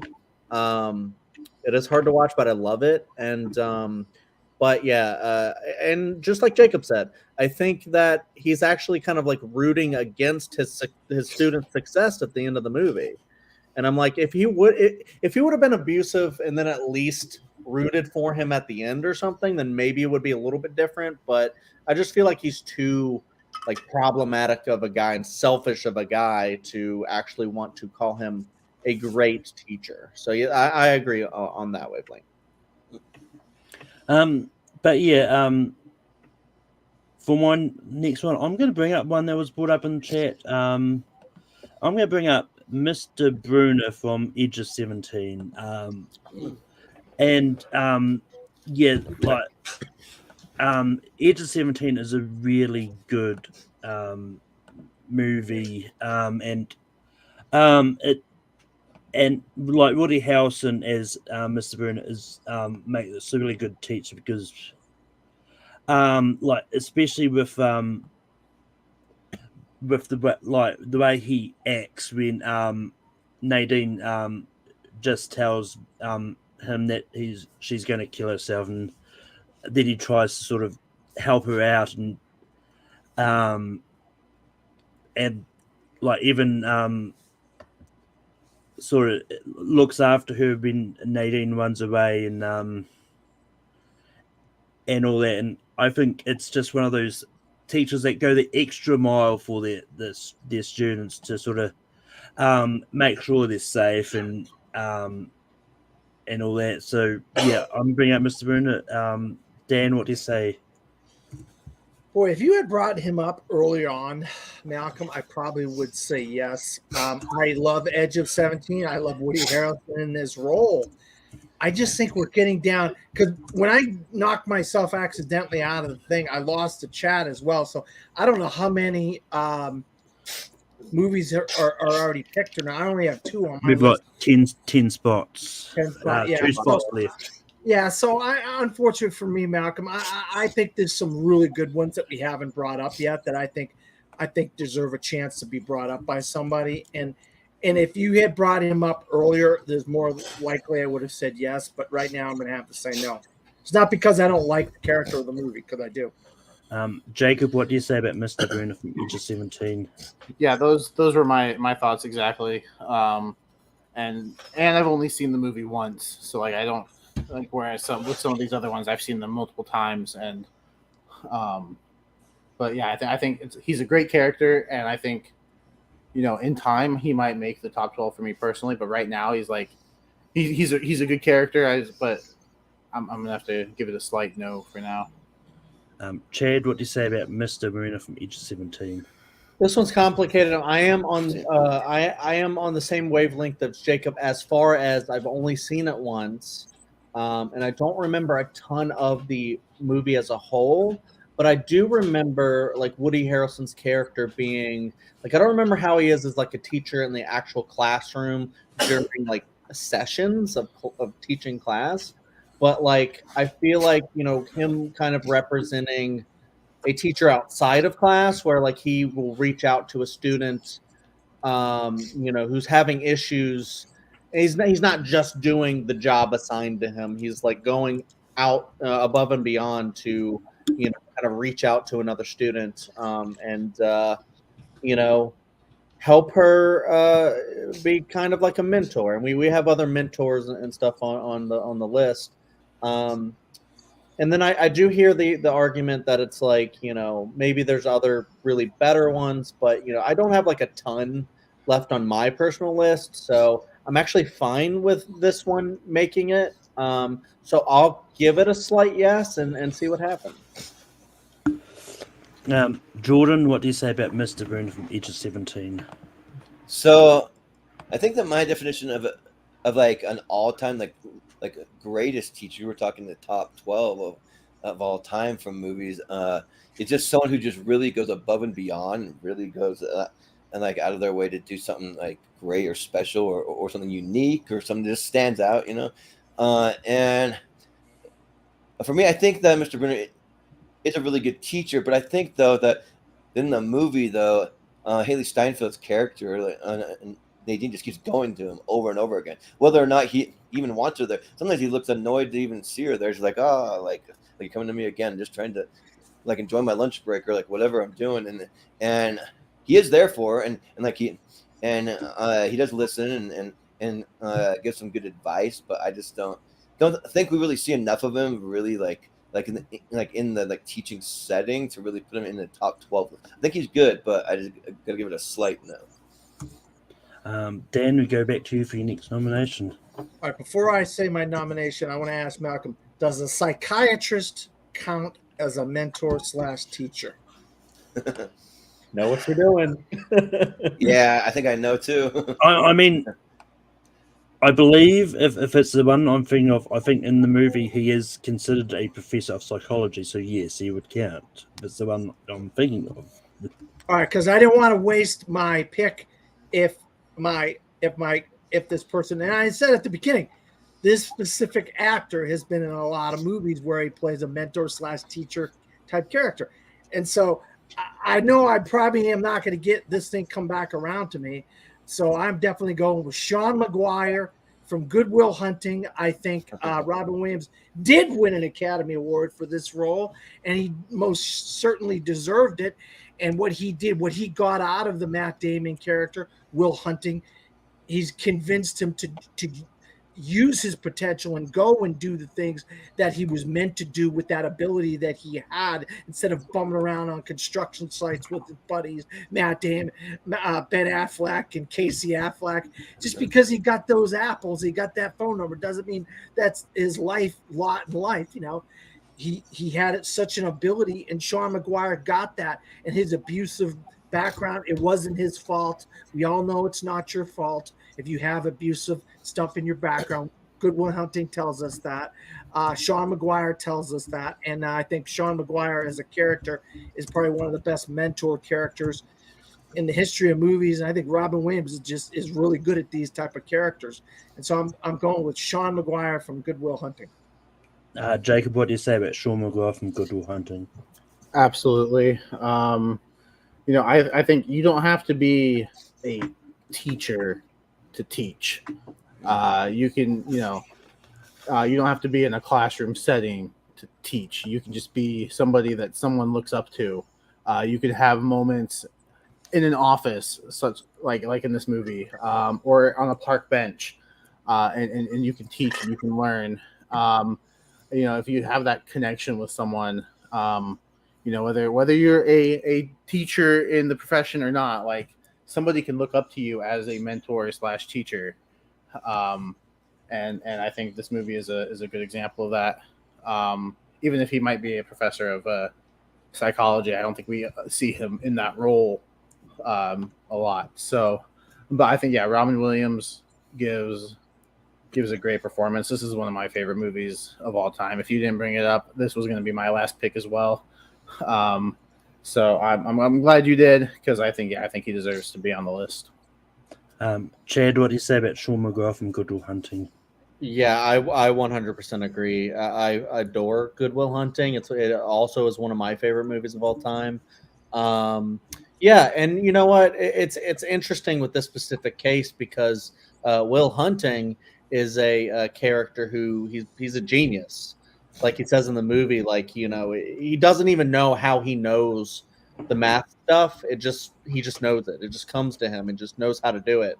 So he doesn't even really need to be taught that much about like a specific discipline, but like he does kind of about life because he is kind of in his own way, and he's, you know, a abused kid, and you know, stuff like that. So I agree on the level as far as Robin Williams teaching Matt Damon about life.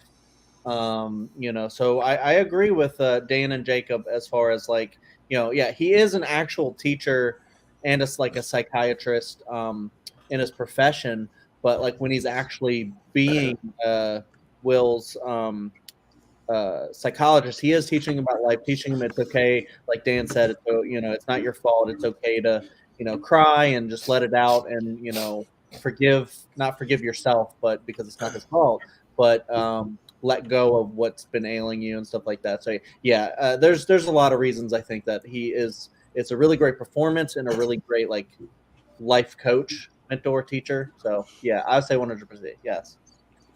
Jordan, what do you say about Sean McGuire from Good Will Hunting?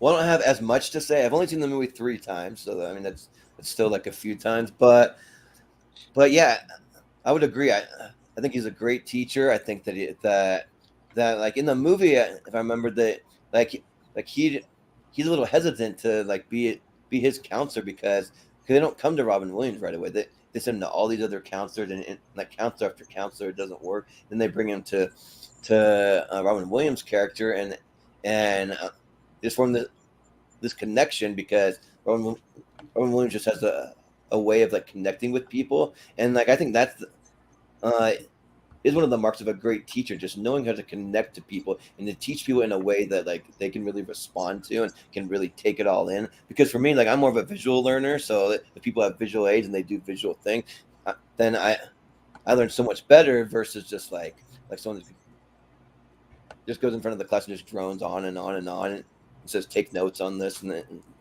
stuff. I don't learn it as well, but so yeah, and I think that Robin Williams really played to Matt Damon's strengths in the movie, and just gave him a lot of great like life advice and just really kind of helped him get out of his rut that he was in, like life advice, relationship advice, all that kind of stuff. And yeah, I would absolutely say yes to Robin Williams and Good Will Hunting. But yeah, like yeah, this is one of those ones that like I also had Stellan Skarsgård's character written down as well because like I think he's also good in that movie. And it's one of it's but yeah, like as I said in the Wikipedia summary for Good Will Hunting, it does say that like Sean McGuire teaches psychology at Bunker Community College, so I'm counting him as a teacher for that reason. Even though you don't see him teaching in class, he's definitely teaching Will Hunting for sure. So I mean, like he definitely like he counts and yeah and it would have been a yes for me as well. Jacob, we go back to you for your next nomination. Yeah, this one might get shot down, but I want to bring it up anyway because, like I mentioned with Sean McGuire, you don't have to be in a classroom setting to be a teacher. You don't even have to be a teacher to teach. You know, we're also bringing up mentors, and I think Tony Stark, Iron Man, is an absolute fantastic mentor to Spider-Man, specifically in Homecoming. I think what he's able, like he teaches Spider-Man. What I love about this movie is that it's not your basic origins movie that we've gotten twice already, but we see the relationship building between Iron Man and Spider-Man, Peter and Tony. And in the beginning of the movie, it's like Tony he's not there, and Spider-Man doesn't think he cares that much, but he shows up, and he really teaches that it's not about the suit, it's about you, like you're Spider-Man. You make this happen. And I think it carries on throughout the rest of the movies that they're in together, but I think it really kicks off here. And I think like I said, I don't know where this is going to go, but I think he's an absolute fantastic mentor, and I love the relationship that builds between them, especially leading into Infinity War. And I think those two just work so well together, and it's a great like teacher, student, mentor, mentee relationship. I realized maybe I should have brought this up earlier to maybe have a better chance, but I wanted to bring it up anyway. Oh, good. Chad, what do you say about Tony Stark from Spider-Man Homecoming? Is definitely an interesting pick. And I don't know if, because Jacob brought it up a little bit later, if that might hurt the chance of it getting on the list. But I will say, I mean, I think it totally counts, because you can't say, some of these others like Robin Williams from Good Will Hunting is and Tony Stark is not, because he definitely does teach Peter a lot, especially just in mostly in Homecoming, I feel like. But still, I mean, one movie is one movie. I kind of still want to personally give this a slight no, just because there's one other one I do want to bring up. And I feel like I wouldn't be mad, though, if it still made the list. So I kind of want to see like what everybody else thinks. And if I get overruled here, that would be totally fine, because I do think this is a good pick. So I'm not shooting it down because of any other reason other than I just want to bring up something else. But this would be a cool addition to the list. So I'll give it a slight no. Jordan, what do you say about Tony Stark from Spider-Man Homecoming? Well, I mean, I'm a massive Spider-Man fan, and I think it'd be a cool addition to the list. But like, I do totally get like him being a mentor. I think that he is, and it fits because Peter doesn't really have, well, this iteration of Peter doesn't have like the Uncle Ben character to look up to. Doesn't really have like any kind of male like role model. I mean, I think there is some kind of little nod to Uncle Ben somewhere within the Spider-Verse, but I just don't think that it quite gets there for me. Like it's probably going to be a no for me. Yeah. I will say in Far From Home on a suitcase you do see Ben's name Nice. on one of his suitcases that he takes to cool. Europe. But yeah, this is another one that I didn't think about myself. I had a different superhero type teacher on my list, but yeah, I mean, it's early on in the MCU. I think it's Civil War. You do see him in a classroom setting, whether he's a guest teacher or and that. Lecturer. You do see him teaching in the MCU at one point. But yeah, he's giving a lecture to MIT. Yeah. As I said, you do. But yeah, in Spider-Man: Homecoming, he most definitely is a mentor to Spider-Man, and and it's one of those ones like I think definitely works. Like I've got more than that I want to bring up too, but I don't think it's going to get back to me. So I'm actually going to say yes to Tony Stark. Dan, what do you say about Tony Stark from Spider-Man: Homecoming? Oh, Jacob, man, I love you to death, man. I love this pick. I think this is a great pick. I think if you would have brought this up way early on, I think there was no doubt this is going to be on the list. This would have been on the list. But I think you got some heavy hitters that we haven't even brought up yet. And it's just like, dang, man. Based on Malcolm's description and the MIT lecture and him teaching Spider-Man various stuff. A lot of times he's yelling at him, but he's not, and he's giving him tech and said, "Go, don't hit this button, don't hit that button, don't do this," and then yelling at him when he does do stupid stuff, and you could have died and all this kind of stuff. God, man, I don't want to shoot this down, Jacob, but I got to. I'm sorry, man.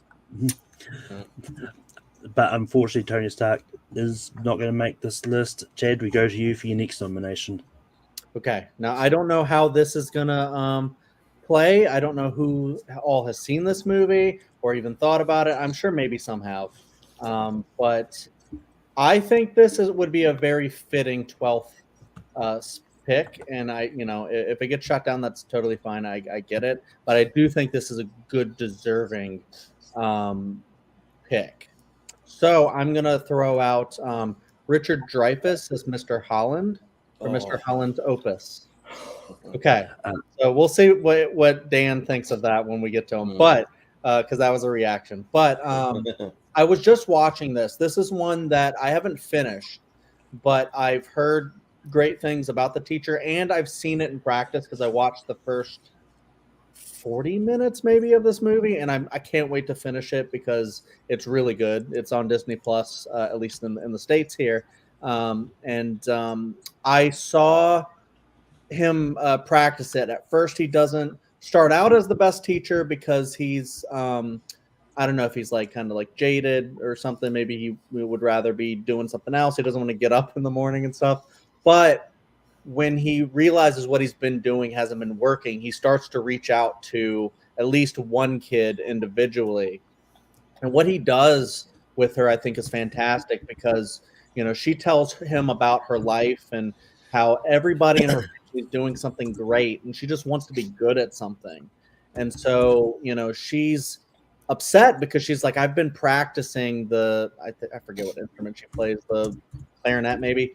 And she's like, I've been playing this instrument for 3 years and you see she's not getting any better. And what he does is he reaches into his like musical expertise and he goes, why are you even having fun playing this? And he goes, forget about reading the music and doing all the stuff.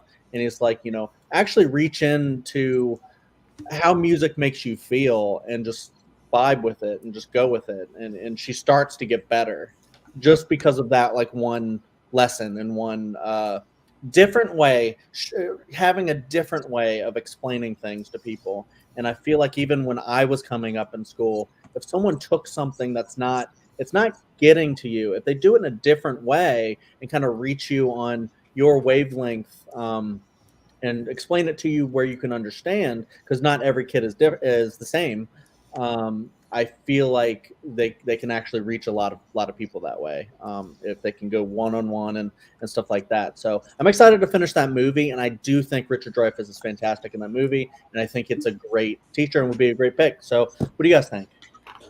Jordan, what do you say about Mr. Holland or Mr. Holland's Opus? So I was gone for a minute. How many spots do we have left? Just one. One. Oh, only one. Oh man, because it's just hard because he is on my list, but I have another one or two actually that are on that also that haven't been brought up. So, because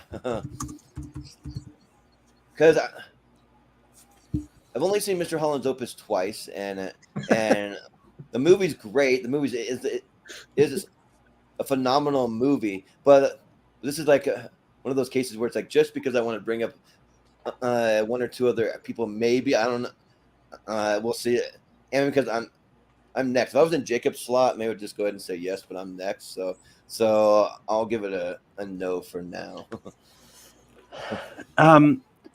Yeah, I haven't seen this. Sadly, it's not on Disney Plus for me. Otherwise, I probably would have watched it for this because this came up on a few lists. I was like, I should really watch this, but didn't have the chance.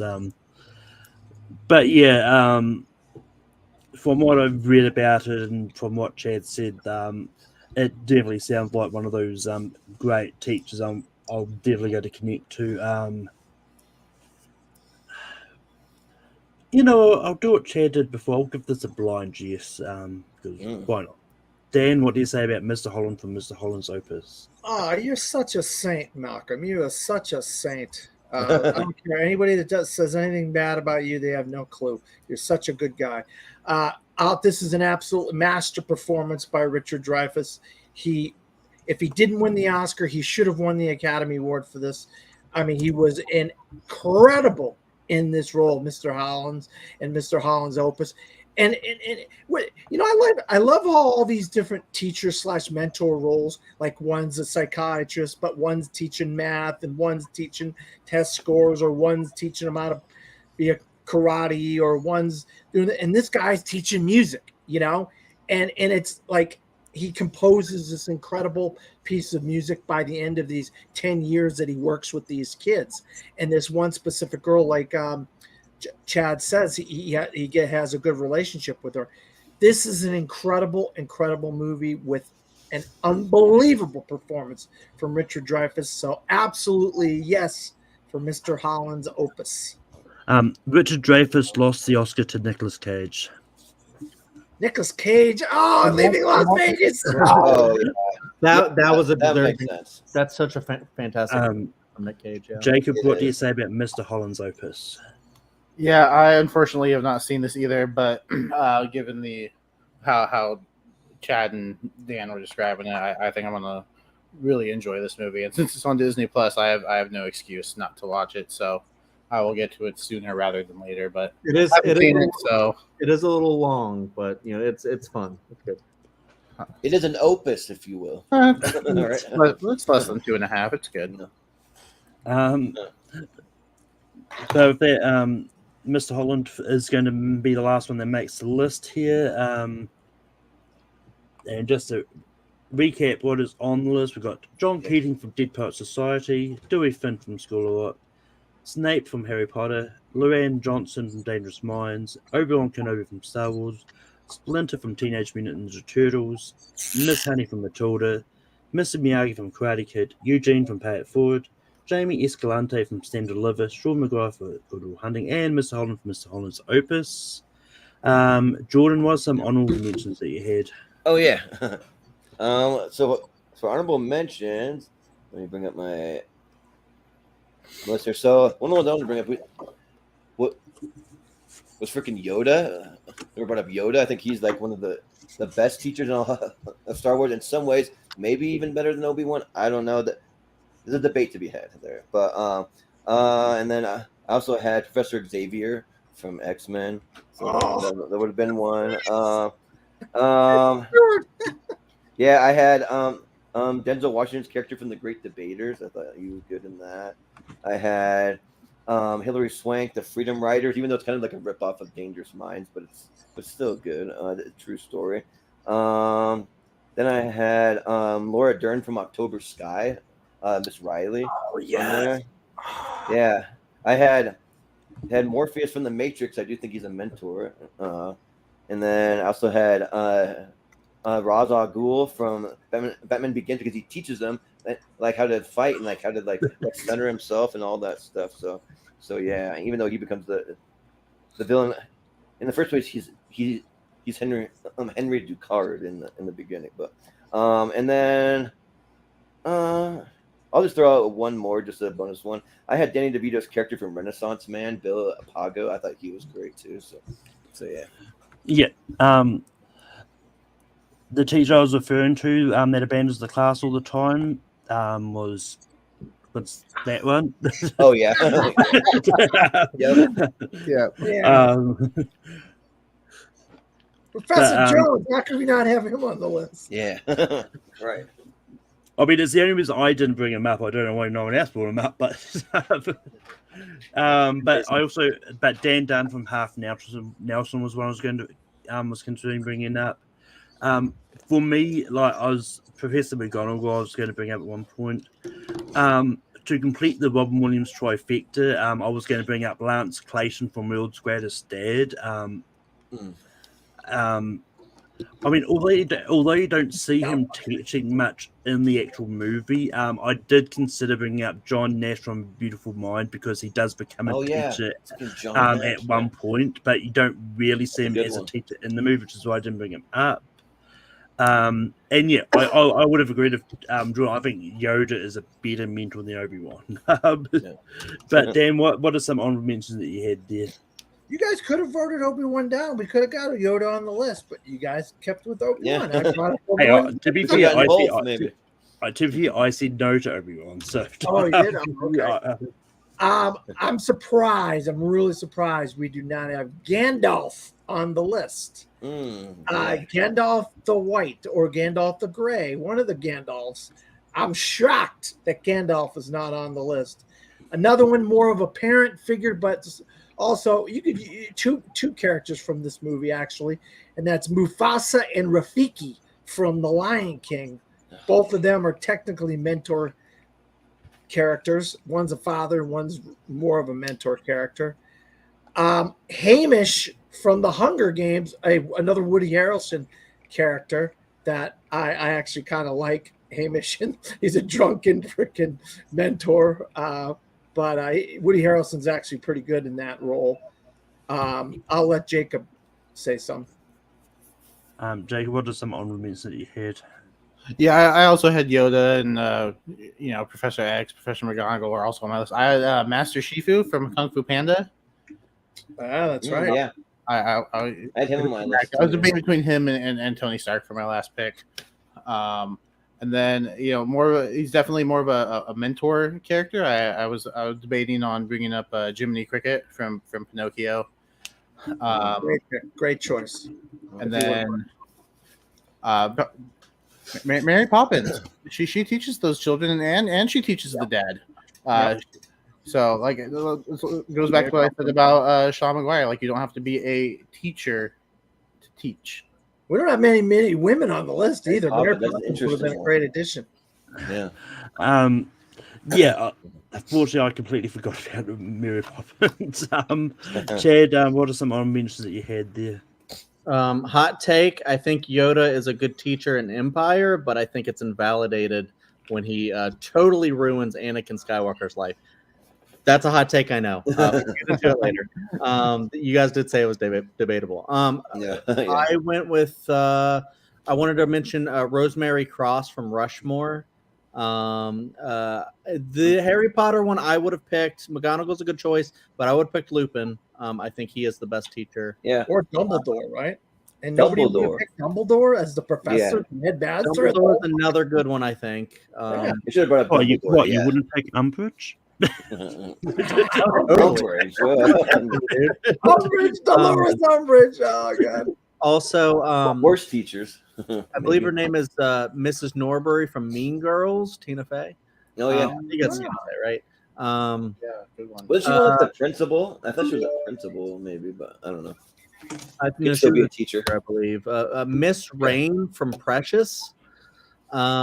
And then, oh man, as soon as Jordan said October Sky, I was like, I totally forgot about Laura Dern. And I wish. Now, I didn't forget when I was making the list, but I forgot to add her. But I might have brought her up. God, that's such a good movie. I love that movie. But then I was kind of going down a little bit of the rabbit hole with the whole Dangerous Minds game, and I didn't know if this guy would be brought up. But it looks like the kind of original version of that was To Serve with Love with Sidney Poitier. So I kind of actually want to watch that and see, that version of it, and then watch a lot of the other ones, and just to see how they all compare. Because Dangerous Minds, like that whole concept, I think is a good concept, and I just want to see that play out because it would be interesting. I talked about like the white teacher going to like an inner city thing to see, the reverse with like a black teacher. I think would be really interesting. So from the 60s, but I mean, I don't know much about To Serve with Love. Dangerous Minds is an actual thing that happened. I know that that's an actual source. But some that have come up in the comments, Leo brings up Mr. Hand from Fast Times at Ridgemont High. good one. Roberta Giuseppe from Years Ago of the Heart. A Wes Craven film. Yeah. Yeah, right. He did bring Mark Fackle from To Serve Love. Jim McCall's from Election. Oh yeah, that's a weird one on my list. Yeah. Grady Tripp from Wonder Boys. Lawrence Fishburne from Akela and the Bee. Yeah. Sidney Poitier from Two Swords of Love Again, Isabel Huppert from Piano Teacher, Jean Brody from The Prime Miss Jean Brody, Maggie Smith, Arnold Schwarzenegger from Kindergarten Cop was brought up but shot down. Mrs. Tingle from Teaching Mrs. Tingle, Kevin Williamson. Elizabeth Halsey from Bad Teacher, She's kind of a bad teacher. Like Catherine Ann Watson from Mona Lisa Smile, Jonathan Shaw from The Substitute, and Sean Connery from Finding Forrester. He was on my list actually. Like I almost brought him up, but he was a few spots lower. So. Oh, I just haven't seen it. There's a few movies that came up on the list there, like on good, list and it's a basketball movie. That's why I like it. But now we get to vote. Just to recap what has made the list, I know some people have a shorter list because they accidentally either had to drop out to fix things or accidentally dropped out. Yeah. We got John Keating from Jed Plus Society, Dewey Finn, Professor Snape, Luann Johnson, Obi-Wan Kenobi, Splinter, Miss Honey, Mr. Miyagi, Eugene Summit, Jamie Escalante, Sean McGuire, and Mr. Holland. Dan, which one do you have at 12? Lorraine Johnson. Jacob. Eugene. Chad. My marker dried all up. I'm trying to get another one, but I was actually between those two. I'll go Eugene here. Jordan. And this is really tough. I have no idea how I want to rank these. It's just up in the air for me. But I just went with Jamie Escalante because I haven't seen Stand and Deliver. Just because the specific version that Dan brought up was the Alec Guinness one, I actually would have gone Obi-Wan Kenobi. But if that Eugene still going to be at the 12th spot. Okay.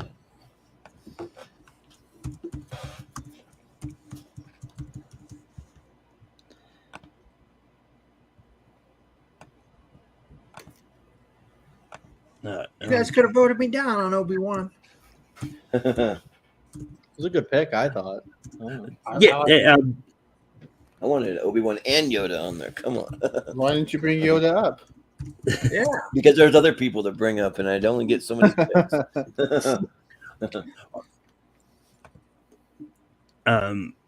But Jacob, who do you have at 11? Luann Johnson.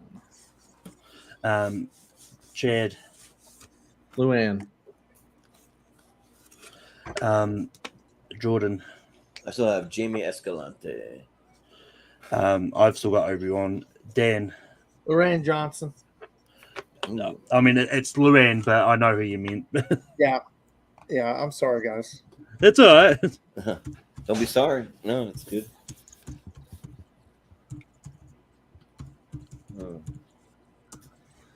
This is hard.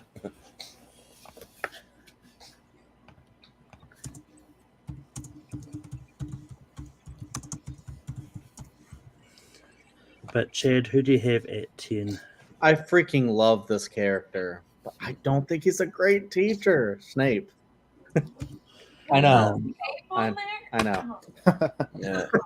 It's Some backlash. Jordan. I still have Jamie Escalante.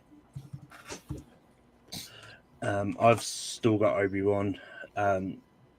Jamie Escalante. I said Snape. All right, Malcolm. Ooh, you get the tiebreaker, Malcolm.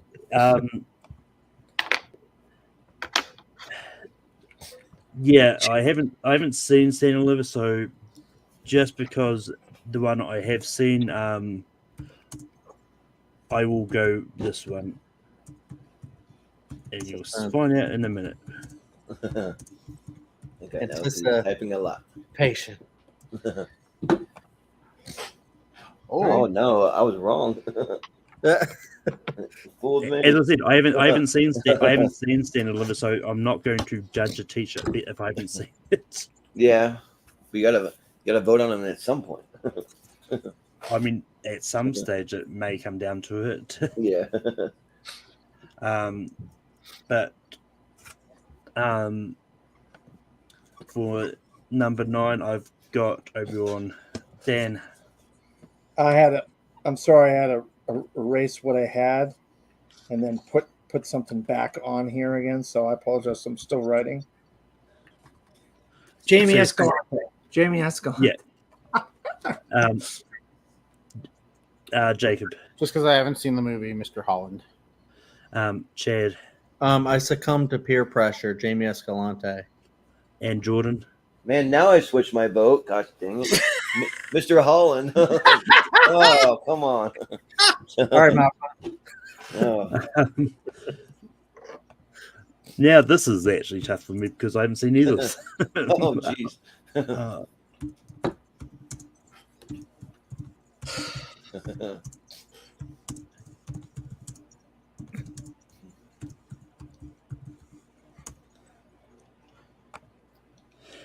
All right. I'm not one of those guys that keeps my vote the whole entire voting Malcolm period. is. Not like that. Yeah. I mean, if I'm, sometimes I'll change it if it's looking like they're going to stay there. But yeah, you don't want to waste your vote. That's all I'm saying. And to be fair, sometimes I stick the vote because it means that I can actually write the banner without having to rush and rewrite something on my whiteboard. Yeah, true. But Dan, what do you have at 8? Severus Snape. He's already chosen. Severus Snape's already at 10. Oh shoot, my bad. All right, come back to me. Come back to me. Jacob. Didn't erase my board, Mr. Holland. Chad. Let's see if Malcolm changed. I'm actually okay with Obi-Wan at 8. Jordan. I erased my board, but then I rewrote it. I just put Mr. Holland. I put Obi-Wan. Dan. I put Splinter. So we've got 2 for Mr. Holland, 2 for Obi-Wan. Dan, you're the tiebreak this time. Mr. Holland or Obi-Wan at 8? Well, I voted for Obi-Wan, but I actually like the pick of Chad's Mr. Holland better than my own pick of Obi-Wan. So I'm going to keep Mr. Holland. Okay. And get rid of Obi-Wan. He's still on the list. He's just at 8. Yeah, you know what I mean. Yeah. I think Mr. Holland deserves a higher spot than Obi-Wan does. Yeah. Oof. I mean, and honestly, I would argue, when talking about Star Wars, I think Qui-Gon's probably a better mentor as well. Yep, he was on my list too. But if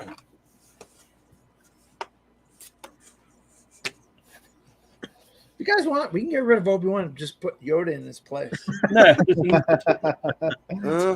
maybe that's not how ranking works. I'm kidding around. You know, I'm kidding around. Chad, what do you have at 7? I don't know if this will go this early, but I went Splinter. Jordan. I went with Mr. Holland. I also went with Splinter. You guys Dan. are killing me. Splinter. And Jacob. I actually switched to Dewey Finn. Well, just wait Wouldn't until matter anyway if I stuck with Mr. Holland. Just wait until 4 turtles show up at your door. And Mr. Splinter sends them after you. I just think the other ones we've got on the list is And my pen is running out of ink, guys. I'm sorry, man. All right. Well, no. Dang it, man. I may not have a pen here to write with. But just to recap, Go quickly recap who's left. We've got John Keating from Dead Poets, Miss Honey from Matilda, Sean McGuire from Good Will Hunting, Dewey Finn from School Rock, and Mr. Miyagi and Mr. Holland left. I'm finished, guys. I don't have any more pens or anything to write with, so I'm just going to say mine. Yeah, that's fine.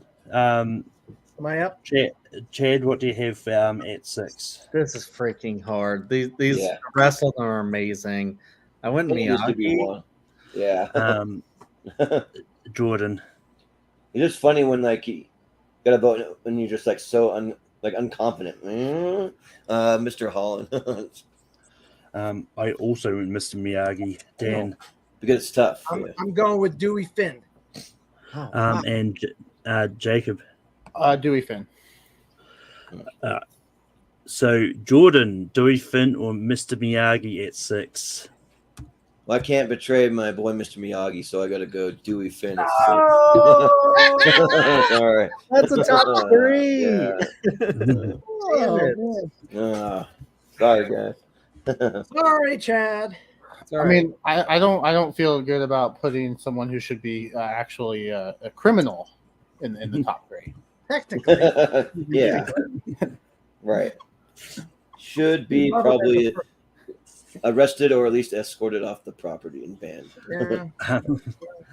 If only they did ID checks. Yeah. Right? Yeah, like I'm supposed to submit your social security card and all that for your new job. But Teacher, Jordan, yeah. who do you have at 5? I have Miss Honey. I'm sticking with Mr. Miyagi. Dan. I'll go with Miss Honey as well because I haven't seen either one of the movies. I forgot all about her. Jacob. Mr. Miyagi. And Chad. Yeah, Miyagi. Oh, come on. Wow, over Miss Honey. Wow. I love Miss Honey, We're Miss Honey. but she's probably going number 4 now because I can see where the tide's going. Miyagi is worse than Honey. Wow. He's great. He's top 5. I mean, we're not saying any of these teachers are worse. Oh, Wait, yeah, so we yeah, only I have know 3 Malcolm. left? I've been on there Four. 1,000 times. I know, Malcolm. I mean, Miss Honey left? literally adopts Matilda and gets her out of the house she was in. So Yeah, I've haven't seen these 2 movies, so I wouldn't know. that's fair. That's fair. Who's still left? We've got John Keating from Deep Poet Society, Miss Honey from Matilda, Sean Maguire from Good Will Hunting, and Mr. Holland. Oh, okay. Whose turn is it to go first? I will in a minute. I was just writing down my option, and yeah, I don't feel good about this, but Sean Maguire, Dan, Miss Honey. Jacob, Mr. Holland. Chad. Well, I can see now that Miss Honey is going. Well, no, actually, maybe not. No, she is because I'm also going Sean Maguire. Well, Jordan. maybe. To have Mr. Holland. So you've got the tiebreaker vote: Miss Honey or Sean Maguire at 4. Oh, Or is it yeah, it is Holland? Miss Honey going. Yep. Miss Honey. Yeah. Wasn't it Sean Maguire and Holland? Yeah. Oh, Is it? which means Dan, Yeah, you're Dan's, right. Yeah. Dan's the tie. Yeah, right. I'm the tiebreaker. Would have been Sean Jack. Maguire or Mr. Holland at 4. I'm saying Mr. Holland. Mr. Holland is going to be at 4. I'm actually happier about that. Thanks. Now is it my turn to go first? Yes. Mrs. Honey. Miss Honey. Miss Honey. I don't Chad. think I spelled it wrong. I'm happy at Miss Honey at 3 actually, but Sean Maguire. Jordan. Miss Honey. Yeah. I would go on Sean Maguire, but Miss Honey is going to be at 3. This means Robin Williams is 1 and 2. Yeah, right. 1 and 2. And this time we're voting for our number 1. I wonder who it's going to be. The one guy who hasn't been voted for the entire time. Yeah. Yeah. Maybe.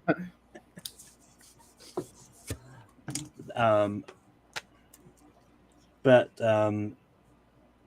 Jacob, who do you have at number 1? Mr. Keating. Chad. Yeah, hands down, John Keating. Jordan. Mr. John Keating, Carpe Diem. I'm going to vote for Robin Williams. All right. John Dan? Keating. Dan. John Keating, number 1. And number 2, Sean Maguire. Ooh. I'm happy Both of with my that. picks. Yeah. Both of my picks. 1 and 2. Nice. I'm sure I most would of them had. I remember the days when all my picks would be like 11 and 12 and 10. Yeah. Now I mean- it's changed. I would have personally. it's one of those. I mean, but it's, I'm okay with it. Yeah. What'd you say, Malcolm? it's one of those ones like it is what it is. Like sometimes if you pick up movies that people haven't seen, like it's always one of those ones because sometimes like that they're very risky to not make the list at all. Yeah. And apparently it's been 2 weeks in a row where the number one vote's been unanimous. I'm gonna guess that like most of us had John Maguire, probably like 1 or 2. Not John Maguire. Sorry. I mean John Keating. I mixed the 2 names up. John Keating. That's what I meant to say. Yeah, I mean John Keating was easily the number one that I had on here. Yeah. I mean my number 2 was actually Indiana Jones, but it's like I decided not to bring him up just for that fact. Like you only really see him teach the just abandons the class for however many days it takes to for him to be captured by people. Right. But just to recap the list, at number 12 got Eugene from Pay It Forward. At 11 we got Luann Johnson from Dangerous Minds. At 10 we got Professor Snape from Harry Potter. Jamie Escalante from Stand Deliver was 9. At 8 we got Obi-Wan Kenobi from Star Wars. At 7 we got Splinter from Teenage Mutant Ninja Turtles. At 6 we got Dewey Finn from School of Rock. At 5 we got Mr. Miyagi from The Karate Kid. At 4 we got Mr. Holland from Mr. Holland's Opus. At 3 we got Miss Honey from Matilda. At 2 we got Sean Maguire from Good Will Hunting. And number 1 from John is John Keating from Dead Poets Society. With that, that's the end of ranking for another week. Stephen, you've got to get on that. Really? Do it. Really, Steven? You'd love it, yeah. You don't get your birthday. You don't get your birthday episode of tournaments. That's Yeah, it. right. Dead Poets Society. That's it. Yeah. Jordan, I'm It's telling free on Jordan, YouTube. Get on it. Yep. But yeah, but that next week's topic of ranking is going to be top 12 John Cena movies. How many? Like that's going to be an interesting list because he doesn't really have a lot of like quote unquote good movies, but he's got more than 12 movies, which is why he can do a top 12 of his movies. You gotta somewhere clip in the John Cena meme. You have to. Yeah. But yeah, somehow John Cena movies was more popular than Adam Sandler. But Dan, where can people find you online? You can find me at Dan Skipallen on Facebook, not X, Twitter, Letterboxd. I do Pinterest sometimes, but also under here you see my name. I'm a film critic in Orlando, Florida. I write for 2 websites, FromTheFourthRow.com and DisappointmentMedia.com. Also, I am in the midst of a 3-platform project, a year-long project called My Life, My Love, 50 Years in Film, where I pick a movie from each year, or some years I pick 2 movies, and I write an article on my website about every one of these movies, and I do it in 10-year increments. And then I also do a companion video where I go down the list of 10 movies, and I have guests on those episodes. And then I also list all the movies on Letterboxd each year. And then once those years have been announced in an episode, I then go and put the reviews of all the movies underneath. So it's a 3-platform project celebrating my 50 years of existence, which will be next January. Also, I've been on a show called Picture This a few times, where my friends Chad and Dylan, they do a revisitation of the Academy Awards, and we did all 3 Godfather years, 72, 74, and 90. Also, I did 1980 with them. Hopefully, one of these days I'll be back if they haven't had enough of me. Every other week right now, but probably around October, we're going to get back to weekly. Malcolm and I are the hosts of a awards show called Gone with the Wind, where we are awards pundits and we break down all the award shows. And this week we're going to be breaking down Best Actor and Best Actress with our friend John Michael. What's Mike? Wolfman. Oh, yeah. Wolfman. We get Wolfman on Sunday. I couldn't remember his name, but yeah. So I'm all over the place. You can find me everywhere. Jacob, where can people find you online? Yeah, you can catch me over at the Movie Hero Network. I host a couple shows over there, podcasts about movies with Austin Howell. We just went yesterday. We started this anniversary series where we're going decade by decade and picking movies that are celebrating. Yeah, it's every 5. So we did 50th and 45th for the 70s. We covered The Exorcist, Serpico, Watership Down, and Dawn of the Dead. So that was yesterday. Next week we'll do the 80s. So 83 and 88. We'll be doing Risky Business, Return of the Jedi, Mississippi Burning, and My Neighbor Totoro. So those are the 4 movies we'll be covering this upcoming week. And then Lonely Marks on Thursday at 10 Eastern. It's our wrestling show. We'll be doing some AEW All-In predictions as well as covering a random episode of Monday Nitro from WCW because we thought, why not? I completely forgot it's been 40 years since Return of the Jedi. Yeah. But Chad, where can people find you online? I just watched Risky Business the other day. It's a fantastic movie. Love it. Yeah, you can find, Dan already alluded to, you can find me at the Dill Pickle Movie Network, where Dylan and I do Picture This. He does a lot of other shows, to check out that entire channel because it's great. But check out Picture This primarily because I'm on it and it's fantastic. We do watch we're on a mission to watch every single movie nominated for Best Picture. So very, very fun. We're doing 1950 this year. So, and we're trying to go back to the classics actually, and do more classics. So we've been doing a lot of recent stuff. So yeah, we're going more black and white soon. But check out that. Check out the Nerd Entertainment Network, where my buddy Hunter, my wife Carrie, and myself do a horror show called Welcome to Primetime, and we just talk about horror movies. We sometimes rank Buffy the Vampire Slayer episodes because it's my favorite show of all time.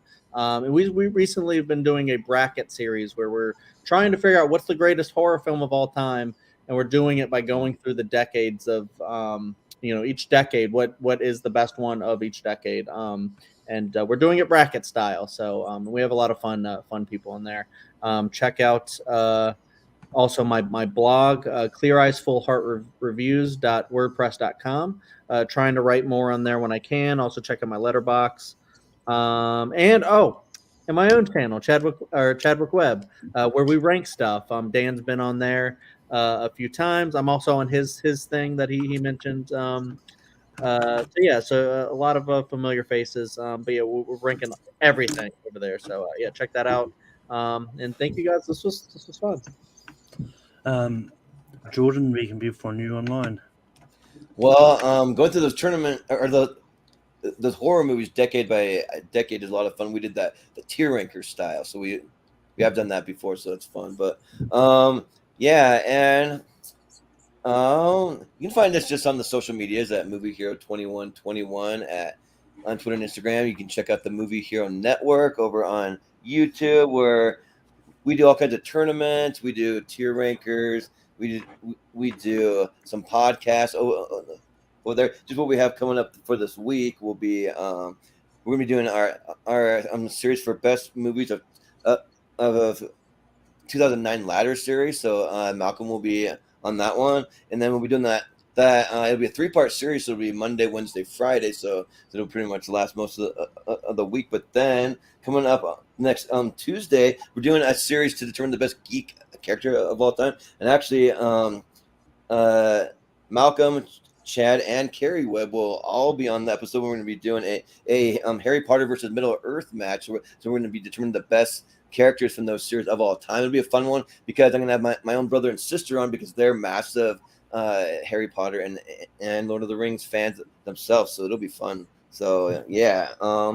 And we have a Patreon. If you go to patreon.com/movie hero, we do all kinds of exclusive podcasts. We're giving away movie posters over there. Our next podcast will be doing over there will be me and Austin, Richie Goodacre, and JPO. We'll be talking about our best and worst movie theater experiences this Saturday. And for those podcasts, we always show them for free if you can catch the live version. But after that, it'll move over to Patreon. You can see it over there. So yeah, that's pretty much what we have going on. Yeah, you can find me hosting Rankum every Sunday. Next week is going to be top 12 John Cena movies.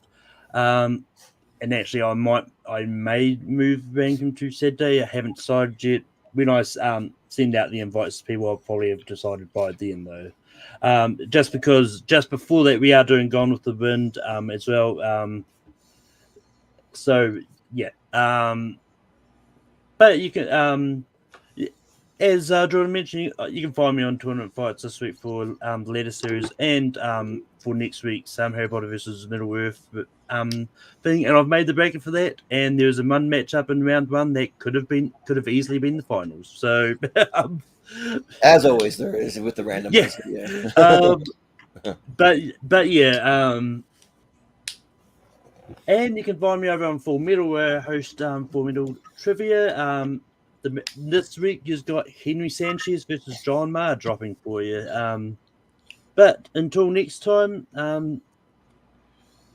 see you. Keep listening, shit. And yeah.